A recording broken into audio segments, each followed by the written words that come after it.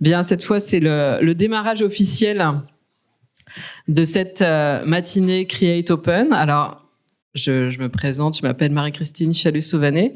Je suis professeure à l'IAE Lyon et je dirige l'équipe de recherche Create.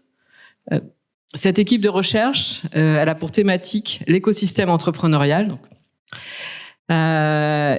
on a une vingtaine de chercheurs qui travaillent sur ce sujet-là au sens plus global du terme, puisqu'on va avoir des sujets sur le genre avec les femmes investisseurs, les femmes entrepreneurs et comment elles vont interagir dans cet écosystème. On a aussi développé un certain nombre d'événements. Par exemple, on a fait une conférence sur les nouveaux modes de financement entrepreneuriaux, avec cette dynamique de la finance entrepreneuriale et quels étaient ces nouveaux modèles. On a fait aussi une conférence en fin d'année dernière sur les femmes et la gouvernance qui incluait justement ce que j'étais en train de dire, l'impact des femmes investisseurs, qui elles étaient et comment elles avaient un impact sur cet écosystème entrepreneurial. Et puis les femmes entrepreneurs et comment stimuler l'entrepreneuriat féminin. Mais le cœur, effectivement, de notre travail, c'est cet écosystème entrepreneurial. Et ça fait 2 ans que Grégory Guénaud, Didier Chabot, qui est à l'IAE de Paris, la Sorbonne, et moi, nous travaillons sur ce sujet-là en développant une méthode qu'on va vous présenter tout à l'heure. Pour revenir sur cette équipe de recherche en écosystème entrepreneurial, l'objectif, c'est de rapprocher, un des objectifs quand même, c'est de rapprocher les chercheurs des praticiens. Il y a un énorme gouffre entre ces deux catégories, si je peux dire, et ça, pour moi, c'est quelque chose qui est très dommageable, puisqu'on a beaucoup de synergies à travailler ensemble, surtout dans le domaine des sciences de gestion, c'est-à-dire celles qui vont s'intéresser au management, à la gestion des entreprises et des organisations. Et cette équipe d'une vingtaine de chercheurs, elle est aussi composée de personnes, de chercheurs qui sont en Italie, de chercheurs qui sont à HEC Montréal, enfin au Maroc. Donc on a vraiment cette volonté et de fédérer des gens, des chercheurs en transversal, c'est-à-dire avec différentes expertises, marketing, mais au service de l'entrepreneuriat, etc., ou la finance, etc., etc. Et puis d'amener avec nous des praticiens intéressés aussi par la recherche. Hein. Et j'en ai dans cette salle d'ailleurs qui font partie de l'équipe, qui sortent des livres très régulièrement, n'est-ce pas, Philippe, par exemple, tu as publié combien de livres cette année? 2 au moins, non? Justin, voilà. Donc vraiment cette idée de travailler ensemble. Et ça, c'est un point particulièrement important pour nous. Travailler ensemble, travailler en synergie, au service d'un écosystème, d'un territoire. Et donc, voilà pourquoi nous présentons aujourd'hui l'aboutissement de ce travail, un travail de recherche, hein, je précise, donc effectivement avec des critères scientifiques de rigueur pour aboutir à ces résultats. On va avoir 3 temps dans cette matinée. Donc, premier temps, Grégory et moi allons vous présenter cette étude sur l'écosystème. Deuxième temps, une table ronde sur gouvernance et dynamique de l'écosystème entrepreneurial lyonnais. Et une 3e table ronde avec offres et ressources pour stimuler l'entrepreneuriat lyonnais. Je remercie nos intervenants qui ont bien accepté, d'être là parmi nous aujourd'hui, parce que justement c'est important, ils vont pouvoir réagir sur l'étude ou du moins apporter leur regard, leur expertise en fonction des responsabilités, de leur investissement qu'ils ont dans ce territoire. Donc au niveau de cette première table ronde, nous accueillerons donc Nicolas Bonnet, hein, qui est directeur général de la CCI Lyon Métropole Saint-Étienne Roanne. Nous aurons le plaisir aussi d'accueillir Radouane Ouama, qui est directeur projet entrepreneuriat de la métropole de Lyon. Nicolas Walionis, qui est vice-président du MEDEF Lyon-Rhône et directeur associé chez Avitech. Et donc là, vous allez interagir avec nous sur cette notion de gouvernance, de dynamique. Pourquoi ? Parce que Pourquoi on s'est intéressé à ce sujet-là? Parce que justement, stimuler la dynamique entrepreneuriale d'un territoire, c'est apporter de l'emploi, c'est apporter du social, c'est vraiment faire vivre ce territoire au sens global du terme. Et vous verrez dans ce qu'on va vous présenter après, c'est qu'on s'est d'abord intéressé à des pays en voie de développement et on a regardé, on a des études. Si ça vous intéresse, je sais qu'il y a aussi des étudiants dans la salle. Il y a un site internet qui reporte une étude particulièrement bien fournie qui s'appelle le Global Entrepreneurship Monitor, GEM, et où vous avez toute l'étude de toutes les zones géographiques du monde sur l'écosystème entrepreneurial, avec différents critères. Et c'est particulièrement intéressant. Et on voit l'impact sur l'emploi, on voit l'impact sur le social. Parce qu'aujourd'hui, et on a des étudiants entrepreneurs aussi qui sont dans la salle, quand on fait pitcher nos étudiants à Manufactory dans les jurys pour les sélectionner en start ou en up, eh bien, on se rend compte de quoi? C'est que sur 10 projets, on va avoir 8 projets aujourd'hui qui sont pour la société. D'accord, des projets qui vont être sur le développement durable, des projets qui vont être sur de l'économie solidaire, tout ce qui est économie sociale et solidaire est particulièrement présent. Et ces jeunes-là, ou ces moins jeunes d'ailleurs, ils font l'avenir. Quand on parle aussi d'écosystème entrepreneurial, on va avoir ces deux éléments. Je le dis avant, puisqu'après ça va intervenir sur nos tables rondes. On va réfléchir sur ces jeunes entreprises qui se développent et on va aussi réfléchir sur toutes ces entreprises déjà présentes. Parce que celles-là aussi, il faut les aider. Celles-là aussi, il faut lui apporter justement de la nourriture, comme on va le dire souvent, pour justement pouvoir survivre et se développer. Et aujourd'hui, on est en pleine crise.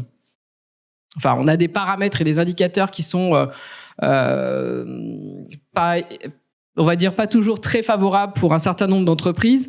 Et on va voir que justement, cette solidarité, cet écosystème, il va avoir un rôle énorme pour permettre aux entreprises de notre territoire de survivre, de se développer, de saisir des opportunités et bien sûr de réduire les menaces.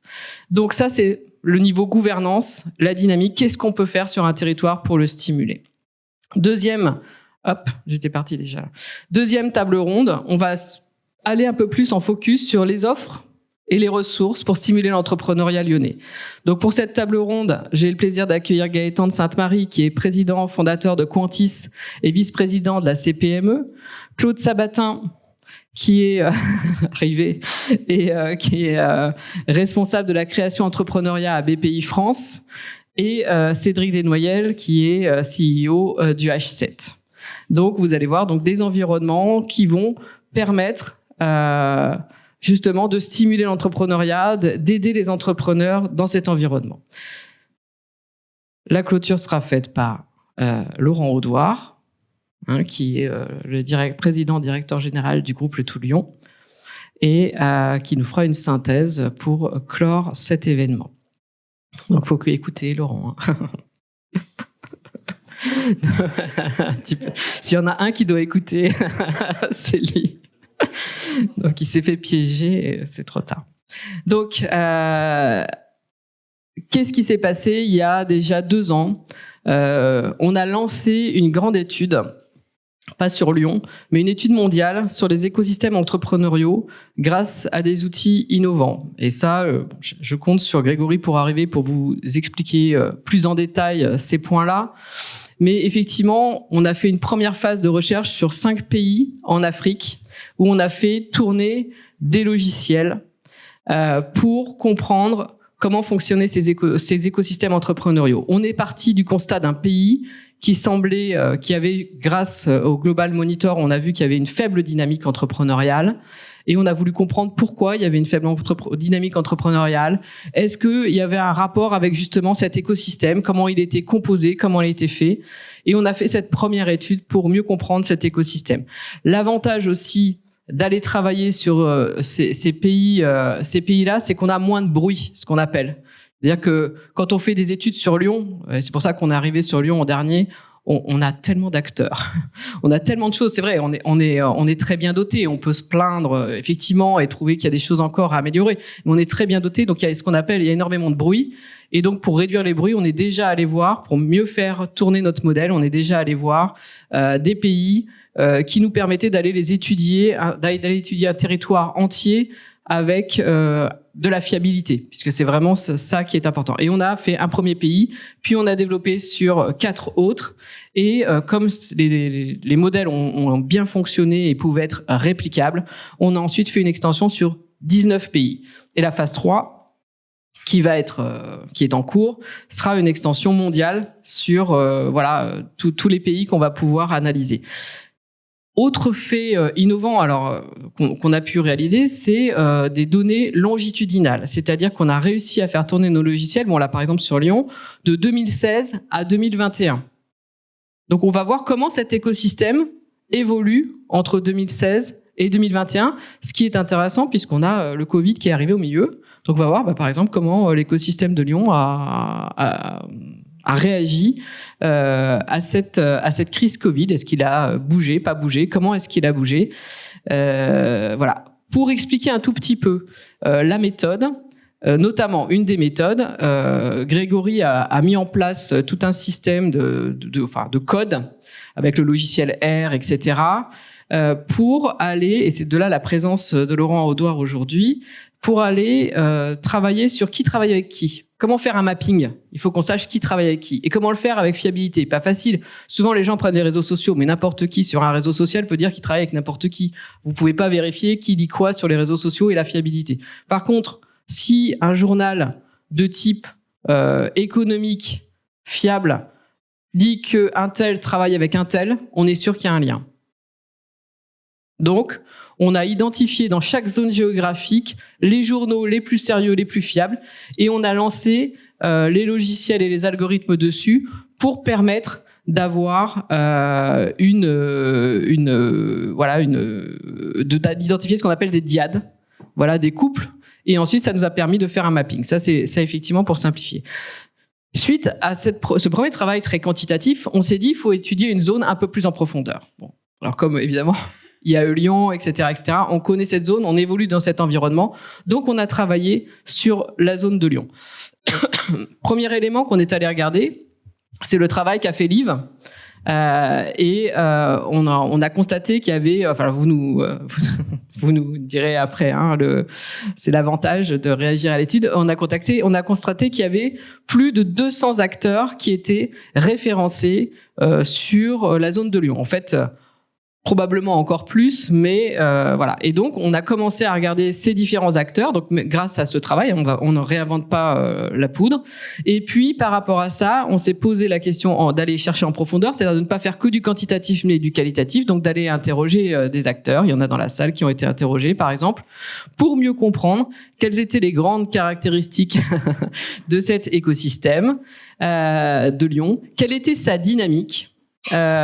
Comment finalement d'un point de vue managérial actionner la richesse de cet écosystème, ces informations au profit du territoire. Tu peux t'installer, donc là, je vous présente Grégory Guénaud. Là c'est bien. Voilà, et donc d'aller identifier cette dynamique, ce pourquoi nous sommes là aujourd'hui. Est-ce que tu es prêt? Je me laisserai récupérer mon souffle 2 secondes. Donc ça, je vais passer là-dessus. J'ai expliqué déjà les éléments. Donc tu vas arriver finalement je vais continuer. Allez. Donc sur l'écosystème de Lyon, on a fait des entretiens qualitatifs. On a fait ce qu'on appelle de l'observation participante. On est allé dans les réunions, on est allé dans les manifestations pour comprendre, appréhender cet écosystème. Et puis on a effectivement lancer tout le travail qu'avait fait Grégory sur les pays dont j'ai parlé précédemment pour aller refaire un mapping qui va nous permettre de comprendre effectivement cet écosystème, en tout cas d'identifier quelle forme il a et comment il fonctionne. Et vous, après, dans les tables rondes, vous pourrez nous en dire beaucoup plus et approfondir ces sujets. Bonjour à tous. D'abord, navré pour ce léger retard qui apparemment était lié à un heurt d'un animal sur le chemin du TGV. Donc oui, effectivement, pour cette étude, d'abord, ce qui était intéressant, c'est que certainement Marie-Christine l'a mentionné, c'est qu'il y a beaucoup d'inconnus par rapport aux écosystèmes entrepreneuriaux. Et un des challenges qu'on avait, c'était un challenge méthodologique, tout simplement pour essayer de comprendre les écosystèmes avec un autre regard. Donc on a utilisé la théorie des réseaux. Et et beaucoup de challenges secondaires s'étaient posés, notamment sur la composition structurelle des écosystèmes, comment les comprendre et comment les analyser, et surtout mobiliser des théories qui n'avaient pas été mobilisées jusque-là en écosystèmes entrepreneuriaux, et très rarement d'ailleurs dans d'autres domaines d'études interorganisationnelles. Donc voilà. Et donc en fait, slide suivante. Et donc un des challenges d'abord, ça a été de comprendre un peu dans cet écosystème, dans le bocal des écosystèmes entrepreneuriaux, quelles sont les espèces qui vivent là-dedans, qui sont les zèbres, les lions, etc. Et donc et ça a été très intéressant dans les entretiens qualitatifs qu'on a pu mener avec Marie-Christine, et c'est ça notamment qui nous a permis de dégager ces 6 espèces qui ne sont pas une surprise. Souvent la recherche c'est enfoncer parfois quelques portes ouvertes, mais ça nous a quand même permis de préciser ce qui ne l'était pas jusque-là, les 6 typologies, les 6 types de structures, et surtout leur rôle, à quoi ils servent ces acteurs. Donc on a en haut les acteurs éducatifs, comme vous le voyez, les universités, les écoles, les centres de formation qui forment à l'entrepreneuriat. On a cette strate d'acteurs qui sont dans le début du processus entrepreneurial, pour l'émergence entrepreneuriale, qui sont les incubateurs et essentiellement les programmes gouvernementaux et les institutions locales. Il y a très très rarement en fait d'acteurs privés parce que les risques sont trop élevés. Ils ne financent pas les entreprises dans leur premier stade d'émergence. Ensuite, il y a la phase de maturation de l'entrepreneuriat, où on retrouve essentiellement les accélérateurs et les investisseurs privés, sous forme soit de business angel, soit de venture capitalistes, enfin de fonds d'investissement. Et enfin, et c'est là, c'était très très intéressant, parce que ça encore, il y a encore du travail à faire pour bien le définir, tout un tas d'acteurs, énormément d'acteurs en fait, qui sont en fait du business process outsourcing pour les entrepreneurs. D'accord ? Ils apportent en fait des services unitaires, le Fab Lab, Coworking Space, énormément de choses, du business process outsourcing pour les entrepreneurs. Et vous allez voir, comprendre ça, ça va vous permettre de comprendre ce qu'il y a après. Alors, s'agissant de l'étude réseau de l'écosystème de Lyon, on a eu beaucoup de surprises. D'abord, ce qu'on a vu, c'est que le réseau interorganisationnel nous apparaissait faible au regard de ce que l'on voyait sur le réseau interpersonnel. Alors ça, c'est certainement lié à la spécificité de la culture de Lyon, où il y a beaucoup de liens interpersonnels, je pense que vous le savez tous ici, et peut-être que les structures, donc incubateurs, fonds d'investissement, institutions, sont moins propices à lier des partenariats entre eux. Et donc on voit bien qu'il y a ce double niveau, le niveau des liens interorganisationnels et des liens interpersonnels qui jouent en faveur ou pas d'ailleurs de l'entrepreneuriat sur le territoire de Lyon. L'autre point qui est très intéressant et certainement qui va engendrer des débats ici, c'est l'hypercentralité d'un acteur, et qui a été une grande surprise finalement, c'est le MEDEF. Alors pourquoi une grande surprise ? C'est que tout simplement on se disait en fait le MEDEF est peut-être un acteur avec une action peut-être indirecte à l'émergence entrepreneuriale. Bien sûr, le MEDEF représente les entreprises, le MEDEF représente la vibrance entrepreneuriale sur le territoire, mais par rapport au phénomène de la start-up, a peut-être un rôle indirect. Et donc du coup, de voir le MEDEF comme étant un acteur central, c'était une grande surprise. Donc ça, ce serait intéressant de comprendre, au travers des questions-réponses tout à l'heure, comment vous comprenez ça, pourquoi c'est comme ça. On a quelques idées, bien sûr, mais ce serait intéressant de débattre autour de ça. L'autre, on peut avancer. L'autre point, qui est plus un point théorique, mais qui est aussi très intéressant, c'est qu'on a vu des processus, on a vu en fait un fonctionnement de cet écosystème avec des caractéristiques, notamment des caractéristiques de culture partenariale, de culture de collaboration, qui interagissaient avec, la circulation d'informations. En fait, il y a deux grandes caractéristiques réseau qui sont traduites par des mesures réseau, qui sont cette culture organisationnelle et la diffusion d'informations et de savoir. Et on voit que quand l'un monte, l'année suivante, l'autre monte, et quand l'un descend, l'autre descend l'année suivante. Donc ça, c'est très intéressant, c'est qu'apparemment, il y a un processus qui fait que les deux caractéristiques sont interdépendantes dans le temps sur l'écosystème de Lyon. Alors ça, c'est très intéressant pour les acteurs de gouvernance. Parce qu'on sait, ça c'est la recherche nous a indiqué, que notamment la circulation d'informations, et on va encore comprendre pourquoi tout à l'heure, la circulation d'informations et de savoir dans l'écosystème est très important, plus important peut-être que la culture collaborative. On va éclairer ce point tout à l'heure. Donc ça, c'est la notion du réseau, enfin des réseaux à l'intérieur de l'écosystème de Lyon, les réseaux interpersonnels, les réseaux interorganisationnels. Et en fait, ce qu'on s'est dit, c'est que finalement, ces réseaux, c'est quand même un peu comme un réseau de distribution pour la grande distribution, etc. Ce réseau, en fait, quel est son rôle? Ça va être de distribuer des ressources aux entrepreneurs. Les entrepreneurs, de ce point de vue-là, sont des joueurs de Lego. D'accord? Ils assemblent des pièces pour faire leur projet, qui doit être unique, qui doit être différenciant, qui doit être excellent. Et donc, la présence de ces composants, qu'on a appelés, nous, des composants qui nourrissent l'entrepreneuriat, des entrepreneurial nurturing components, eh bien, ils sont distribués par le truchement de la qualité du réseau. D'accord ?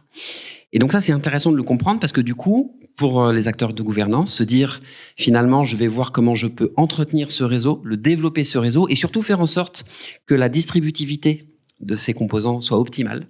Ça va être un acte très important en termes de gouvernance. Et c'est là où tous les acteurs sont importants, à la fois les acteurs centraux comme le MEDEF, mais aussi la métropole, mais même tous les acteurs sont importants. Ils doivent tous avoir conscience de cette importance de la bonne distribution des ressources.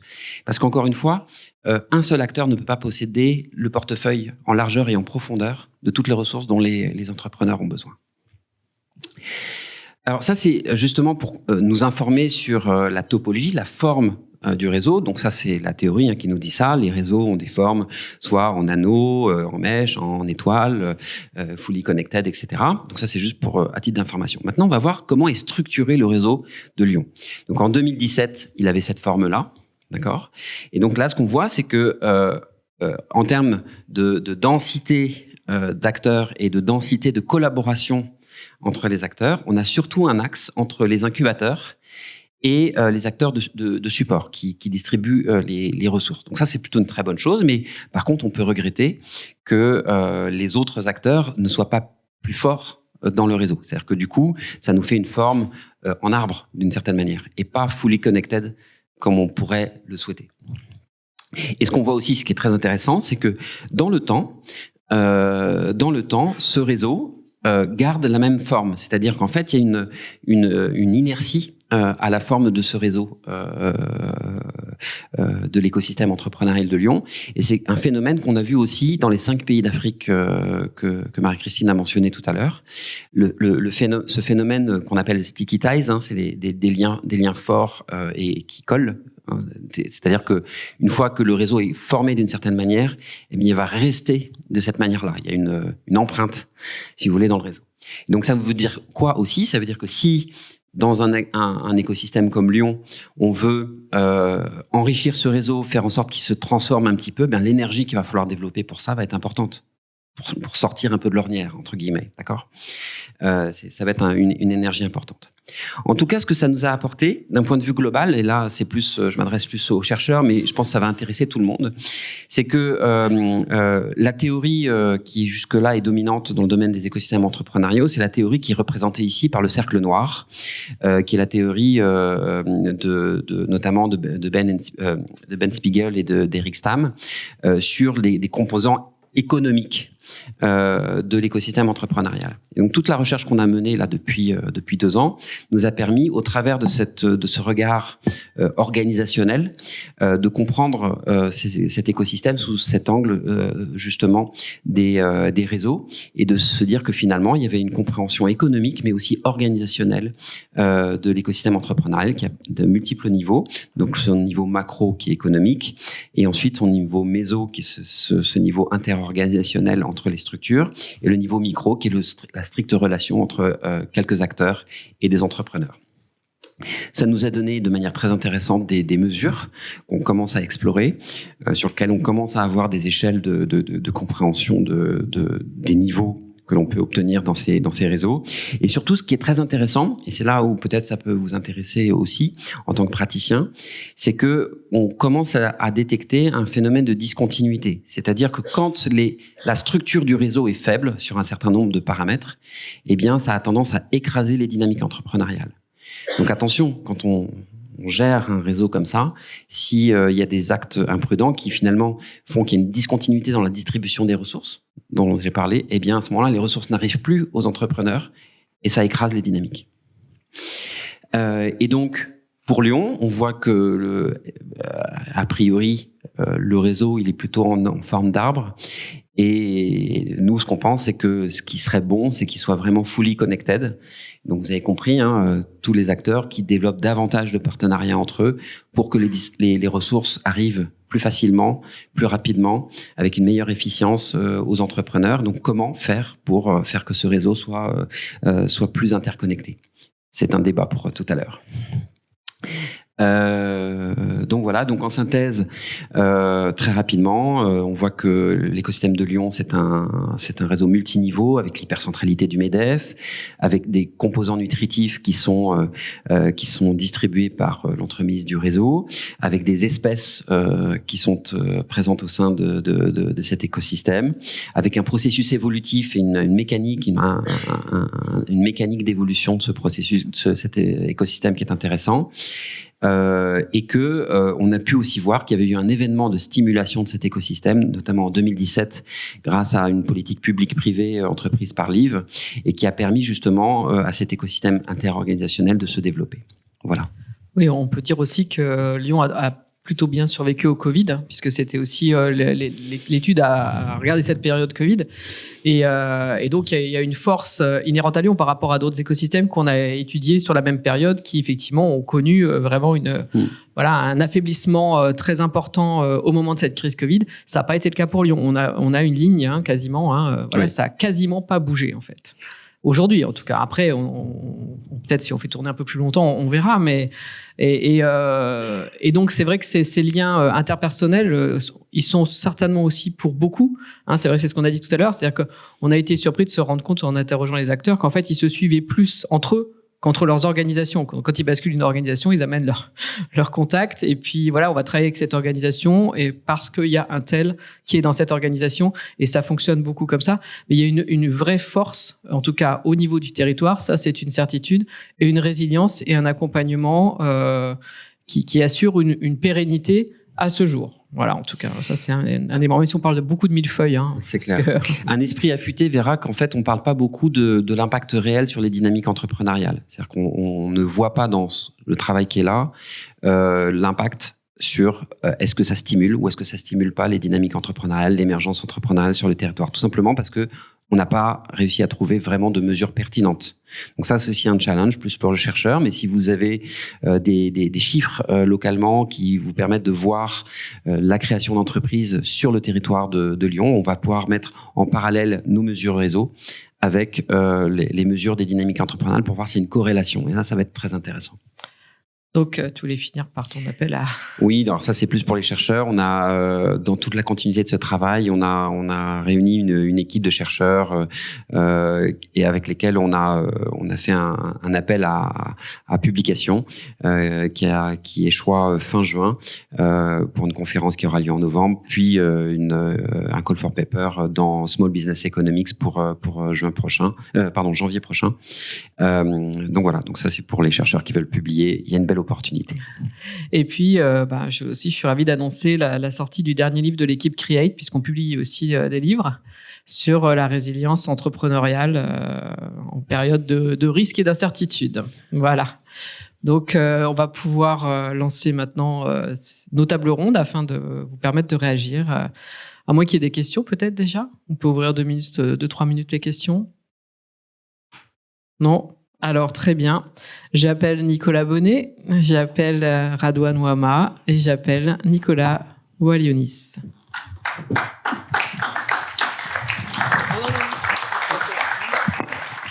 Pour des raisons techniques, tu restes là. D'accord. Bonjour.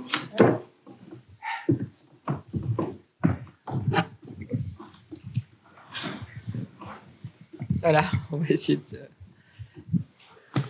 Alors, Vas-y, c'est toi. bonjour à vous. Peut-être à chacun d'entre vous, une petite présentation de vous-même et surtout surprise ou question par rapport à ce qui a été dit pour déjà commencer à initier le débat, commencer par le bout de la table. Bonjour à tous, donc moi Nicolas Valionis, j'ai avant tout une entreprise que j'ai créée il y a 14 ans dans l'industrie, en traitement de l'air, et je suis ici présent pour représenter le MEDEF Lyon-Rhône, donc j'ai vu que ça va être un sujet important par rapport à cette étude. Donc moi je suis vice-président, je suis plus en charge des adhérents directs. Je pense qu'on aura un petit moment pour développer un peu ensuite l'intercollectivité avec nos différents amis ici présents. Et effectivement cette étude est intéressante parce que on travaille beaucoup sur l'intercollectivité, ne pas recréer ce qui existe déjà, notamment avec, je vous en parlais tout à l'heure, avec des déplacements dans d'autres villes françaises où on voit des modes de fonctionnement un peu différents, avec les mêmes acteurs, mais avec des modes de fonctionnement un peu différents et des résultats bien meilleurs que ceux qu'on peut avoir nous. Donc, autant s'en inspirer. Donc, je propose, si on peut en parler après, avec plaisir. Merci, bonjour à tous. Merci de l'invitation. Donc, Nicolas Bonnet, directeur général de la CCI Lyon Métropole Saint-Étienne-Roanne, depuis un petit peu moins d'un an. J'ai fait plusieurs postes, je ne vais pas venir en détail là-dessus. Peut-être, premier élément de surprise ou de constat, hein, donc la force des réseaux interpersonnels. On le sait plus ou moins tous, mais c'est encore différent de le voir marqué sur un PowerPoint. Premier élément. Deuxième élément, vous avez parlé de 2017 et de Live. Moi, je remonterais la dynamique entrepreneuriale lyonnaise un peu plus... je remonterais plus dans le passé. Peut-être qu'une des dates qui pourrait être un marqueur pour moi, c'est 74, parce que c'est la création de la DERLI. Et c'est peut-être une des premières fois où il y a eu une conjonction d'acteurs, la métropole, le MEDEF et les CCI, pour se dire il faut prendre en main la culture entrepreneuriale du territoire et bâtir quelque chose. Et de là, on remonte sur beaucoup de choses. Une seconde date, je vais m'arrêter là, 2007, création de Lyon, la marque qui va commencer à agréger un certain nombre d'acteurs pour focaliser cette dimension entrepreneuriale et la faire rayonner à l'international. Voilà, c'est les premières étapes que je voulais signaler au début. Redouane. Pour la courte présentation, donc moi je suis en charge de Live, justement à la métropole de Lyon, en charge d'entrepreneuriat. Moi j'ai fait partie des acteurs, donc des personnes qui accompagnent les créateurs d'entreprises dans un premier temps. J'ai moi-même été entrepreneur et aujourd'hui je suis un peu coordinateur de cet écosystème. Donc je pense que je peux apporter ce triple regard pour réagir à cette étude. Moi, il y a des choses qui me surprennent, d'autres moins. La place du MEDEF, c'est surprenant, mais vous allez nous l'expliquer. Alors, non pas que j'accorde pas d'importance au MEDEF, mais c'est surprenant. Et puis ensuite, vous parlez des relations interpersonnelles. Je pense que c'est plutôt une bonne nouvelle. Ça colle bien avec ce qu'on a imaginé dans le cadre de Livre, et je m'expliquerai pourquoi. Et puis sur le fait entre l'arbre et la forêt, pour faire court, je pense qu'on est un petit peu au milieu du gué. On n'est pas tout à fait encore dans l'arbre, on est un peu au milieu du gué. Puis je l'expliquerai également. Voilà un peu mes réactions comme ça, très brèves et rapides. Vous mentionnez tous cette question de réseau interpersonnel, réseau interorganisationnel. Je voulais savoir, on a un avis, mais j'aimerais savoir, pour vous, forces et faiblesses de l'un ou de l'autre. C'est-à-dire forces et faiblesses ou avantages, inconvénients du réseau interpersonnel versus le réseau interorganisationnel, selon vous. Disons, les deux sont très liés sur Lyon, parce que on retrouve d'abord les mêmes personnes dans bon nombre de réseaux. Donc forcément, de la personne naît le réseau, et du réseau naît les différentes personnes dans les différentes instances. Juste pour aborder un petit peu la surprise MEDEF, qui n'en est pas vraiment une à notre niveau. En fait, c'est une question de représentativité, je pense, à la base. Aujourd'hui, le MEDEF, premier acteur sur la région, bon, c'est ainsi, c'est 600 mandataires. Donc 600 mandataires, c'est des personnes qui sont présentes dans les différentes instances, que ce soit à l'IAE, que ce soit à l'URSSAF, que ce soit au tribunal de commerce, au prud'homme, à la CCI, etc., etc. Donc forcément, de ces 600 personnes, naît une représentativité importante. Et du coup, de là naît une remontée d'informations. Et nous, au MEDEF, ce qu'on va chercher à faire, c'est être présent ou être au moins partenaire ou être au moins actif avec l'ensemble des actions qui vont se faire sur le territoire. Et surtout faire en sorte qu'il n'y ait pas de concurrence là-dessus, mais on parle bien de partenariat, que ce soit French Tech, que ce soit avec la CPME, que ce soit, voilà, on est tous acteurs. Il y a encore du travail, là-dessus, mais il y a un net progrès depuis, c'est pas Gaëtan qui va me reprendre là-dessus, depuis des années, on travaille ensemble. Mais on revient de loin, on va être honnête. Donc aujourd'hui, je n'ai plus les dates, moi, mais aujourd'hui, on est sur la bonne voie là-dessus, mais la présence MEDEF, elle vient de ça. Elle vient vraiment de ce... Après, des personnes présentes au MEDEF, présentes ailleurs, donc ça je vous rejoins. Mais c'est surtout cette représentativité par ces 600 mandataires qui fait que, aujourd'hui, je pense qu'on a un acteur important, mais comme plein d'autres, sur le territoire. Peut-être en complément, pour avoir travaillé dans plusieurs régions en France, et donc ça me donne une coloration un peu différente sur la vision de l'organisation sur Lyon. Les interpersonnels est extrêmement fort. Il y a plusieurs éléments. Un élément qu'on oublie quand on est lyonnais, mais que disent beaucoup de gens qui arrivent sur Lyon, c'est la puissance de la table, donc du repas, et donc du déjeuner et du dîner. Et honnêtement, on s'en rend pas compte, mais moi qui travaille ailleurs, quand les gens arrivent, ils comprennent pas pourquoi il y a autant de repas, et ces liens interpersonnels passent aussi par là. Alors je sais pas si c'est une cause ou une cause-conséquence, on sait pas, mais c'est extrêmement important, et c'est structurant sur la dynamique aussi du territoire. Le deuxième élément, c'est le poids du réseau, dans le sens, si je prends organisation professionnelle, et notamment MEDEF, CPME, on ne retrouve pas, en tout cas j'ai pas retrouvé dans d'autres villes auxquelles j'ai travaillé, ces liens et ces connexions entre MEDEF, CPME, en disant, dans la mesure où on est ça intéresse le territoire et l'agneau du territoire, on est capable de s'entendre, et il n'y a pas entre guillemets, de guerre entre les deux principales organisations professionnelles, comme on trouve un poids relativement équilibré dans ce territoire-là. Et donc c'est vraiment un facteur extrêmement important. Et enfin, vous posiez la question des limites des liens interpersonnels. Les limites, c'est de dire que quand on arrive dans la ville, même si ça a beaucoup changé, c'est complexe au départ d'avoir ce premier lien, mais si ce premier lien est fait, ça part en étoile. C'est-à-dire que comme c'est interconnecté, l'entrée dans l'écosystème va être très rapide. Mais c'est du moment qu'on passe la porte, après ça s'ouvrira, mais encore faut-il la passer. Alors moi, sur la collaboration entre les organisations, pour moi, elle est indispensable. Maintenant, on n'est pas dans le monde des bisounours. Je pense que il y a certains acteurs associatifs qui sont pour certains en mode survie. Leur logique, c'est comment on pérennise notre action, et on n'est pas dans une logique, on va dire, marchande, mais ils ont ces logiques-là. Et par ailleurs, il y a des acteurs privés. L'entrepreneuriat, il y a ceux qui en vivent et ceux qui le vivent, entre guillemets. Et donc là, quelque part, les organisations, on n'échappe pas à ces règles un peu de la jungle, pour faire court et rester dans le vocabulaire que tu utilisais tout à l'heure, Grégory. Donc c'est indispensable, mais par contre, il y a des jeux d'acteurs qui emmènent à ce que tout ça, finalement, se dévoie et se perd un petit peu par rapport à ce qu'en attend l'entrepreneur. Donc ça, c'est un élément qui est super important. Et évidemment, à Lyon, il y a une culture qui date de 74, peut-être même de 2002, avec Grand Lyon Esprit d'entreprise, de collaboration. Ça a apporté beaucoup de choses, notamment Lyon, ville de l'entrepreneuriat. C'est un des deux bébés avec Only Lyon de cette gouvernance. Cette gouvernance a été très très forte. Ce qu'il faut se dire aussi, c'est que ces 3-4 dernières années, ça s'est un peu délité, mais c'est normal. C'est la vie des organisations. Je suis désolé, j'y vais un petit peu franchement sur ces sujets. Et du coup, on voit très bien ce que j'ai envie de dire au travers de ce propos, c'est que c'est un peu comme ça, la question de faire reposer un écosystème uniquement sur les organisations, c'est pas suffisant. En revanche, là où je disais tout à l'heure que c'est une bonne nouvelle qu'il y ait les liens interpersonnels, c'est qu'aujourd'hui, comme tu l'as dit, Grégory, les entrepreneurs, ils jouent au Lego. Donc, ils veulent le bon service au bon moment, la bonne ressource au bon moment. Et la bonne ressource, c'est pas toujours l'organisation en tant que telle. C'est peut-être X ou Y au sein de l'organisation. Et donc là, on a intérêt à mettre en avant aussi ces personnes et leurs compétences au service d'un entrepreneur. Parce qu'aujourd'hui, je peux très bien envoyer quelqu'un, exemple, à la CCI. CCI, je ne sais combien être conseillé, mais c'est plusieurs centaines. Ce sera pas aussi efficace que de dire X, tu as tel besoin. Je sais qu'à la CCI, c'est Nicolas Chapdelaine ou c'est Brice Mounier ou c'est XYZ qui est en capacité de t'apporter de service. Et ça, je trouve que c'est intéressant. On est dans le en même temps, alors. Pardon ? On est dans le en même temps, alors. Oui et non. Alors non, si je veux pas faire une réponse de Normand, je dirais que à choisir, je préfère le lien interpersonnel et pas que pour la table. D'accord. Alors, c'est intéressant ce que vous dites parce qu'en fait, beaucoup de chercheurs sont plongés sur cette question et ce qui ressort, c'est que la capacité, quand il y a trop peu de liens interorganisationnels, ça veut dire que les structures sont plutôt en compétition.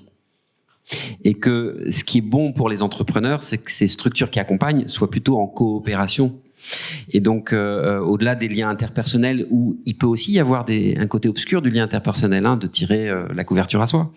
Et donc, du coup, probablement qu'un des chemins sera certainement d'équilibrer les deux et de demander aux acteurs d'avoir plus de formalisation dans leur partenariat pour aussi rendre l'information plus accessible et que l'individu, même s'il est toujours très fort dans l'écosystème, soit contrebalancé dans son pouvoir par le pouvoir du réseau des organisations entre elles.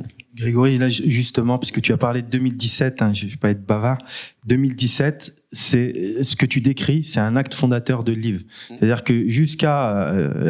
Live est né en 2018 précisément, en tout cas la dynamique était lancée bien avant. Jusque-là, on avait un réseau qui s'appelle Lyon-Ville de l'entrepreneuriat. Et c'était un petit peu la réserve, entre guillemets, m'excusez les collègues qui sont dans la salle, mais la réserve d'acteurs publics ou parapublics qui accompagnent les créateurs d'entreprises. Et on était dans une logique de coopération pure entre acteurs publics et parapublics. Quand on a créé Live, la démarche qu'on a initiée, et les plus anciens des membres du réseau s'en rappelleront, on a fait rentrer le loup dans la bergerie. C'est-à-dire qu'on a dit stop, il faut qu'on arrête de travailler qu'entre nous en acteurs publics. On peut plus occulter ce monde privé qui s'est très très très largement densifié sur notre territoire, mais comme partout ailleurs dans le monde. Et il va falloir qu'on travaille ensemble, et pour plein de raisons. C'est-à-dire que les acteurs publics, d'une part, ils dépendaient quasi exclusivement du financement public. On avait fait les calculs, c'était à peu près 75%. Or, les financements publics étaient en baisse. Je pense que la CCI peut en témoigner très très allègrement. Et du coup, en face, il y a une concurrence d'acteurs privés qui arrivent avec des méthodes nouvelles pour faire la caricature et aller vite. Le canapé Google, l'ambiance start-up, là où nous, on était avec nos vieux bureaux en bois. Bonjour monsieur, remplissez le formulaire 42. Donc, quelque part, on était un peu confronté à ça et il fallait bouger. Donc, ça a été mal vécu. Je me rappelle d'un séminaire sur les bancs de l'IFAG en 2014. C'était attention, c'est une révolution, c'est place au privé, on a fait rentrer le loup dans la bergerie, etc., etc. La logique qu'on avait derrière, c'était justement de passer de la coopération à la coopétition. Et je pense que ça a marché. Quand on dit 2017, ça a stimulé. L'effet, alors je ne vais pas faire de théorie, mais en tout cas le ressenti que j'en ai, moi, depuis la fenêtre que j'occupe aujourd'hui, c'est que ça a généré du lien. Et c'est pour ça que je disais, on est un petit peu au milieu du gué et ça a créé des liens. Donc oui, il faut aller vers la compétition. Je pense qu'on y est déjà. Je pense qu'il y a déjà des liens qui se sont formés. Mais effectivement, il y a l'effet colle. Il y a des vieilles pratiques qui sont encore un peu difficiles à défaire. Mais je pense qu'on a avancé, qu'il y a encore du travail. Alors on va être très impertinent, on va vous poser des questions un peu gênantes, mais sur l'hypercentralité du MEDEF. Alors, c'est une belle question et une question un peu moche aussi. C'est quels sont les avantages? Il doit y en avoir plein, mais peut-être aussi y avoir quelques inconvénients à cette hypercentralité du MEDEF. Comment vous voyez ça? Alors, l'hypercentralité du MEDEF, on la voit dans cette étude, mais je pense que j'ai pas l'impression qu'elle dérangeait beaucoup jusqu'à présent. Aujourd'hui, comme je vous disais tout à l'heure, il y a une certaine présence, c'est une certitude, SSI et autres, mais au quotidien, il y a pas mal d'acteurs que je vois ici dans la salle, au quotidien, on ne le ressent pas comme tel. Au quotidien, on ressent les acteurs principaux, on ressent le MEDEF, on ressent la CPME, on ressent nos CCI et autres, mais je n'ai pas l'impression qu'on ait cette sorte d'emprise où voilà, on est en partenariat un peu sur tout, donc c'est un peu un constat qu'on fait, mais bon, moi je vais pas m'en plaindre parce qu'il y a des gros efforts qui sont déployés, des équipes qui sont sur le terrain non-stop et qui bossent, donc c'est un peu un résultat. Du coup, fort de cette hypercentralité, qu'est-ce que fait le MEDEF pour les startups, du coup? On avait dit pas que les startups. Non, mais pour l'entrepreneuriat. Alors, désolé. Hein. Non, mais c'est un tout. Start-up comme d'autres. Je veux dire, aujourd'hui, on est présent sur toutes les entreprises. MEDEF, c'est 48% de TPE en termes d'adhérents. Bon, après, on a un certain nombre de dispositifs comme Active Entreprendre qui sont là pour aider les entreprises qui sont créées à se développer. Donc, forcément, c'est des start-up. D'accord ? Après, on a tous les partenariats avec différents incubateurs, avec la French Tech, enfin avec tous ces gens-là. Donc de là, on couvre la typologie de PME. Et c'est vrai qu'aujourd'hui, on est plus présent auprès des entreprises start-up ou récentes qu'auprès de nos adhérents filiales ou de groupes qui ont besoin de nous, mais qui nous apportent plus à la limite qu'on ne leur apporte. D'accord ? Sur un point local. Et qui, eux, contribuent à aider les start-up. Nous, c'est ce qu'on voit en interne, c'est surtout ça. C'est que c'est ces gens-là qui vont aider nos start-up. en les faisant travailler, en les accompagnant, en les parrainant, en les finançant. Donc, ce tissu qu'on a de TI notamment nous permet de travailler sur les startups. C'est essentiellement comme ça que ça leur permet de remplir leur carnet de commandes. Pas forcément le carnet de commandes, mais le réseau, oui. Oui. C'est un effet indirect fort. L'effet indirect fort, notamment sur le développement international, oui. Et est-ce que, Nicolas, pour revenir peut-être sur la CCI, comment a évolué finalement le rôle de la CCI sur le territoire par rapport à l'entrepreneuriat ? Peut-être différentes choses. D'abord, je parle de Et macro. puis tu as la casquette Adderly aussi. Oui. Hein. Peut-être reparler un peu macro, puis je reviens sur la CCI en deuxième temps. Par rapport à ce que tu disais, je pense qu'on est dans une sorte aujourd'hui de maturité du système, mais qui fait qu'on est dans une sorte de crise de maturité du système. On le voit bien, hein, on se réinterroge et en lien avec les acteurs et notamment avec la métropole de Lyon sur l'Adderly justement, quelle raison d'être, quelle orientation, la démarche territoriale de marketing territorial de Lyon qui était précurseur en France, qui reste extrêmement bien reconnu au niveau européen, mais qu'on réinterroge, parce que justement, ces réseaux évoluent et que la coopétition avec le privé fait qu'on doit se réinventer. Et dans ce cadre-là, et j'en viens à la CCI, il y a un premier élément, c'est de dire que les ressources effectivement allouées par l'État sont en forte baisse, donc on va accélérer une évolution du modèle en disant il faut aller de plus en plus sur la réponse aux besoins du chef d'entreprise plutôt que de positionner une offre sur étagère en disant servez-vous, alors que là on part vraiment du besoin du client. Donc c'est ce qui vraiment change la philosophie de la CCI, c'est de dire on part du besoin du client. Ça c'est un élément extrêmement important et structurant. Deuxièmement, c'est un retour souhaité par le président et par le bureau sur la capacité de la CCI aussi d'être un acteur aux côtés des collectivités locales et des acteurs professionnels sur la capacité à porter des investissements structurants pour le territoire. Je pense que ça fait partie des éléments de structuration pour la CCI, c'est-à-dire porter des opérations comme on l'a porté en son temps sur des dispositifs comme Eurexpo, l'aéroport ou d'autres sujets. Donc c'est revenir sur ces sujets-là qui retransforment et qui recréent de l'écosystème. Parce que, je finis, c'est que Lyon est aussi arrivé à une certaine forme de maturité au-delà de ça en matière de nombre d'entreprises, de présence à l'international. On voit bien aujourd'hui que la difficulté qu'on a à trouver ne serait-ce que quelques mètres carrés complémentaires pour que les entreprises puissent se développer, pouvoir attirer de nouvelles entreprises. Donc, on a réussi, entre guillemets, collectivement à dire que Lyon, qui était cette grande inconnue en 2007, est aujourd'hui connue, mais aujourd'hui, c'est que quel développement on va avoir, parce qu'on a plus ce développement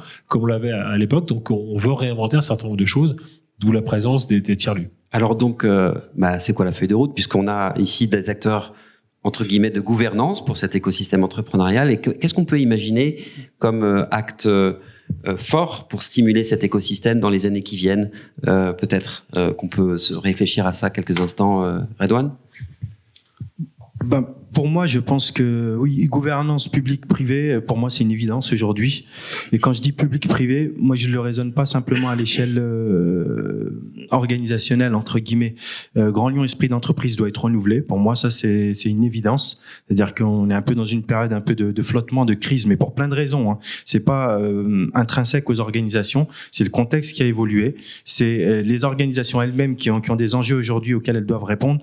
Mais en tout cas, cette spécificité lyonnaise, elle doit demeurer. On est juste dans une petite crise passagère, je pense, qu'il faut renouveler. Donc ça, c'est pour l'aspect organisationnel.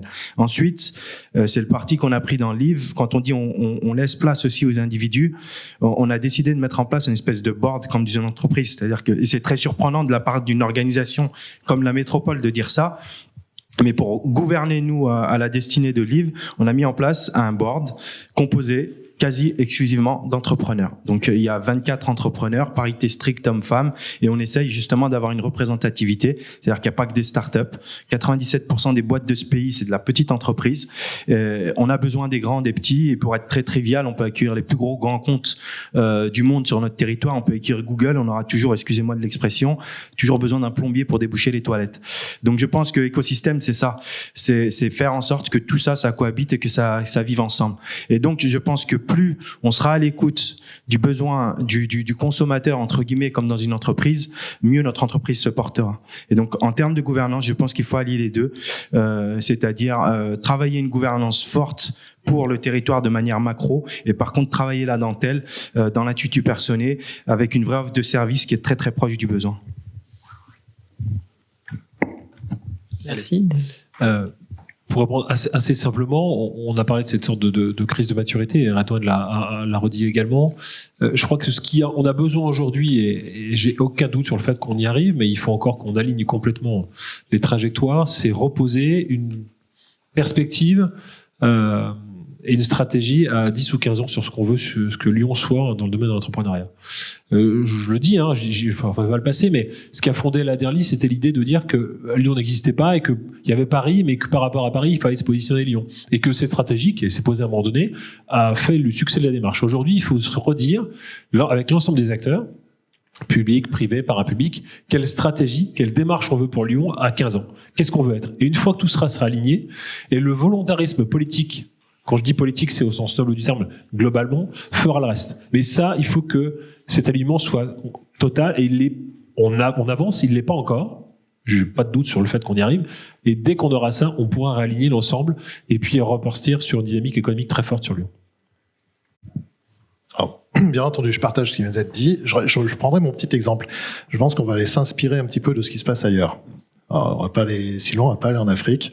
Mais on a réuni une dizaine d'entrepreneurs. On est parti à Nantes, à la métropole nantaise, récemment, parce que sur différents indicateurs, Nantes, régulièrement en premier, et notamment sur une étude qui montrait sur des critères bien précis, en termes de RSE, 39% des entreprises nantaises répondaient aux critères en tête. Et Lyon était 7e avec 12%. Tiens.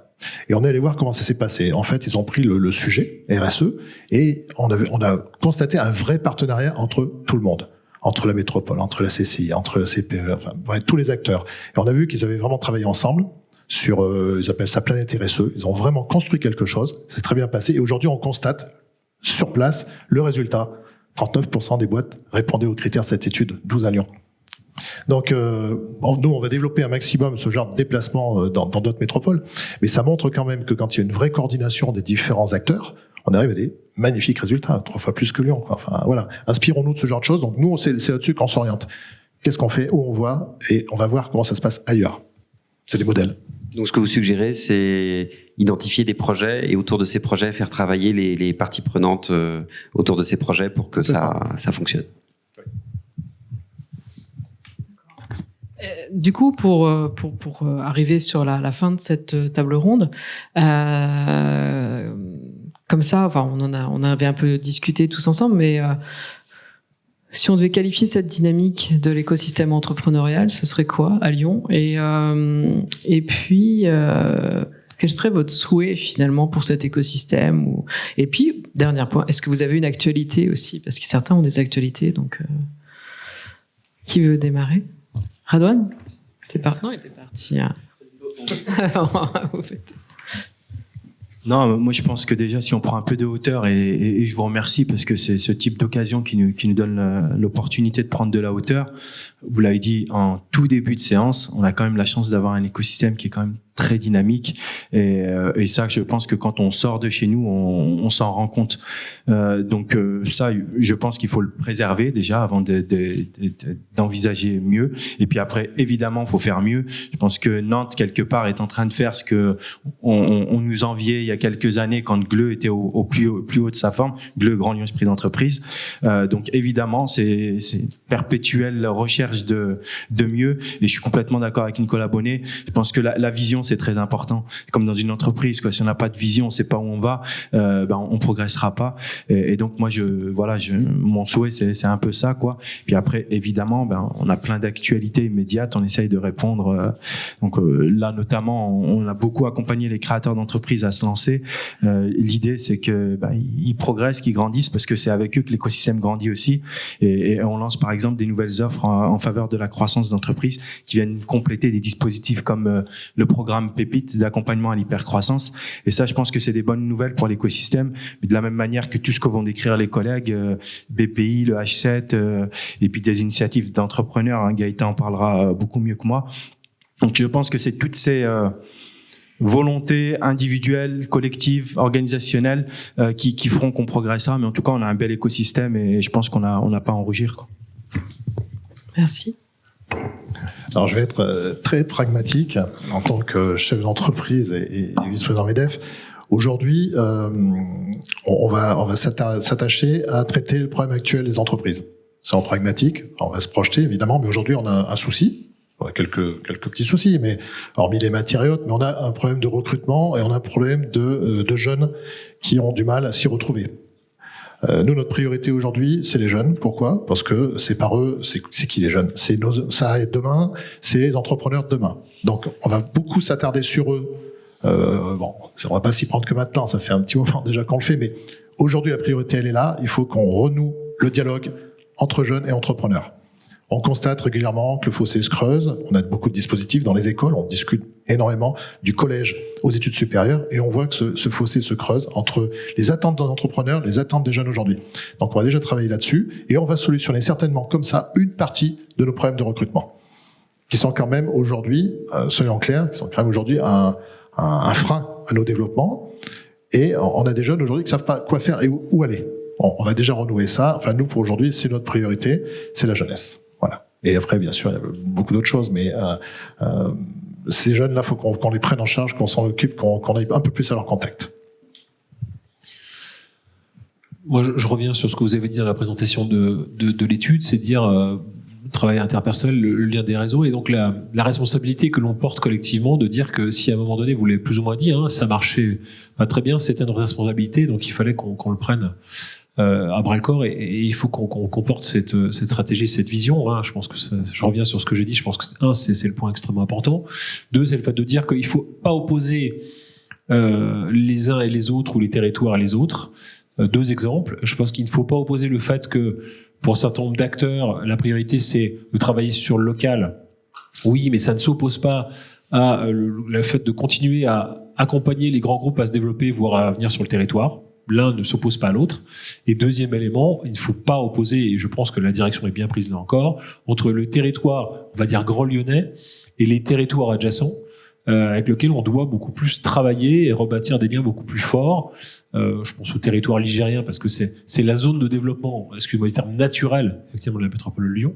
Et il y a encore beaucoup de choses à faire pour connecter ces territoires. Et je pense que l'avenir du territoire va passer précisément par là, de ne pas opposer le local et l'international, et on va dire le très local métropole et les territoires périphériques.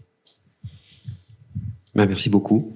Merci beaucoup pour votre présentation, votre contribution, et bon vent pour l'écosystème entrepreneurial de Lyon. C'est ça. On vous remercie, mais on va laisser la parole à la salle aussi. Vous sauvez pas. Vous sauvez pas. Donc, est-ce qu'il y a des questions ? Oui. Ah bah, ok. Bon, mais ça. Je suis Élise Kinguet, fondatrice de la société Le Bonheur en Boîte. Accessoirement. Il faut mettre le micro. Faut le micro. Ouais. C'est parce qu'il y a. Mélissa, faut que tu l'allumes. Ouais, vas-y. Faut. Déjà, le nom de l'entreprise a fait rêver, Alan. Donc, il faut faire un appui long sur le bouton en bas. Excusez-moi du coup. Le technicien arrive.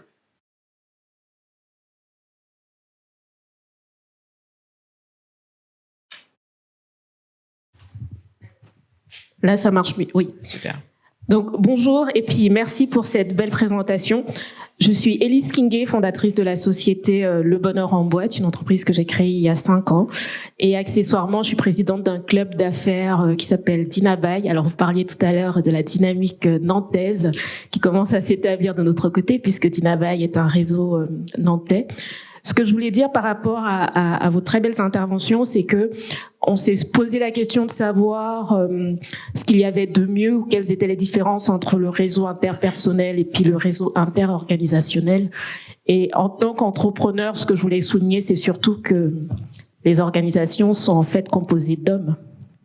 Donc, au final, peut-être qu'il sera intéressant, et vous le disiez tout à l'heure, Monsieur Bonnet, peut-être qu'il sera intéressant, en effet, de renforcer, de consolider les liens entre les organisations, mais du coup, entre les hommes qui sont dans ces organisations-là, de façon à ce que nous, entrepreneurs, lorsque nous avons besoin, lorsque nous nous adressons à vous, toute configuration confondue, parce que évidemment, l'idée n'est pas de se dire un petit entrepreneur, un local ou une grande entreprise internationale, mais que tous, quand on frappe à une porte, on puisse avoir des informations sur ce qui se passe ailleurs, sur ce que l'ensemble des organisations de notre territoire est à même de nous apporter pour nous permettre de nous développer. Donc, encore une fois, simplement se dire que dans les organisations, il y a des hommes et peut-être dans le mode même de fonctionnement, dans la politique qui est mise en place dans chacune de ces organisations-là, mettre en avant le côté coopératif plutôt que compétitif. Merci. Merci. Donc, c'est plus un complément qu'une question. On avait une question ? Laurent ? Oui, juste une petite précision. Vous parliez de ce gap, ce fossé qui est en train de se créer entre les aspirations des jeunes et les attentes des entrepreneurs. Vous êtes entrepreneur, et à quoi vous l'attribuez ? Parce qu'on a l'impression quand même que le fossé s'étend quand même de plus en plus. Alors, nous, on l'a constaté à différents niveaux. Je vous disais, en intervenant dans les écoles et avec nos apprentis.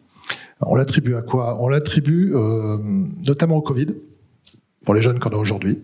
Une autre façon de voir les choses, une autre façon de se remettre en question. On l'attribue aussi à un changement de génération, à un creux qui se fait. Pour nous, il y a 3 étapes. Il y a les moins de 30 ans, les 30-45 et au-delà. Et donc, on a fait faire, là, depuis quelque temps, par des étudiants, parce que ce qu'on veut, c'est créer un événement en novembre, mais qui vient des étudiants, des jeunes. C'est-à-dire que ce soit eux qui soient à l'initiative, avec nous, bien sûr, en couverture. Et c'est des interviews, c'est un certain nombre de petits sondages qui ont été faits auprès d'autres étudiants, qui nous ont montré ce que ce fossé. Qui nous ont montré qu'aujourd'hui, on revient à des images de l'entrepreneur qu'on avait il y a 20 ans, qui étaient en amélioration. On repart sur des attentes qu'a priori, on ne leur propose plus. Ils se retrouvent pas dans l'entreprise aujourd'hui. Quand on leur demande l'image de l'entreprise, ça fait du mal, parce que c'est pas tout à fait ce qu'on essaie de faire dans l'entreprise, en fait. C'est-à-dire qu'ils ont une image qui est décalée avec ce qu'on fait chez Cantis, chez Avitech et dans plein d'autres entreprises. Donc, on veut absolument leur montrer que l'entreprise, c'est pas tout à fait l'image qu'ils en ont. Et nous, on veut s'inspirer de ce qu'ils nous proposent pour nous améliorer, évidemment. Donc, l'événement, il est simple, c'est à la rentrée, c'est 500 jeunes, 500 entrepreneurs, au Groupama Stadium, et là, on va se parler, il y a différentes animations qui vont être faites pour ça, et là, on va essayer de non seulement recréer ce lien, mais essayer de bien se comprendre. Mais le fossé, il est là aujourd'hui, il est réel.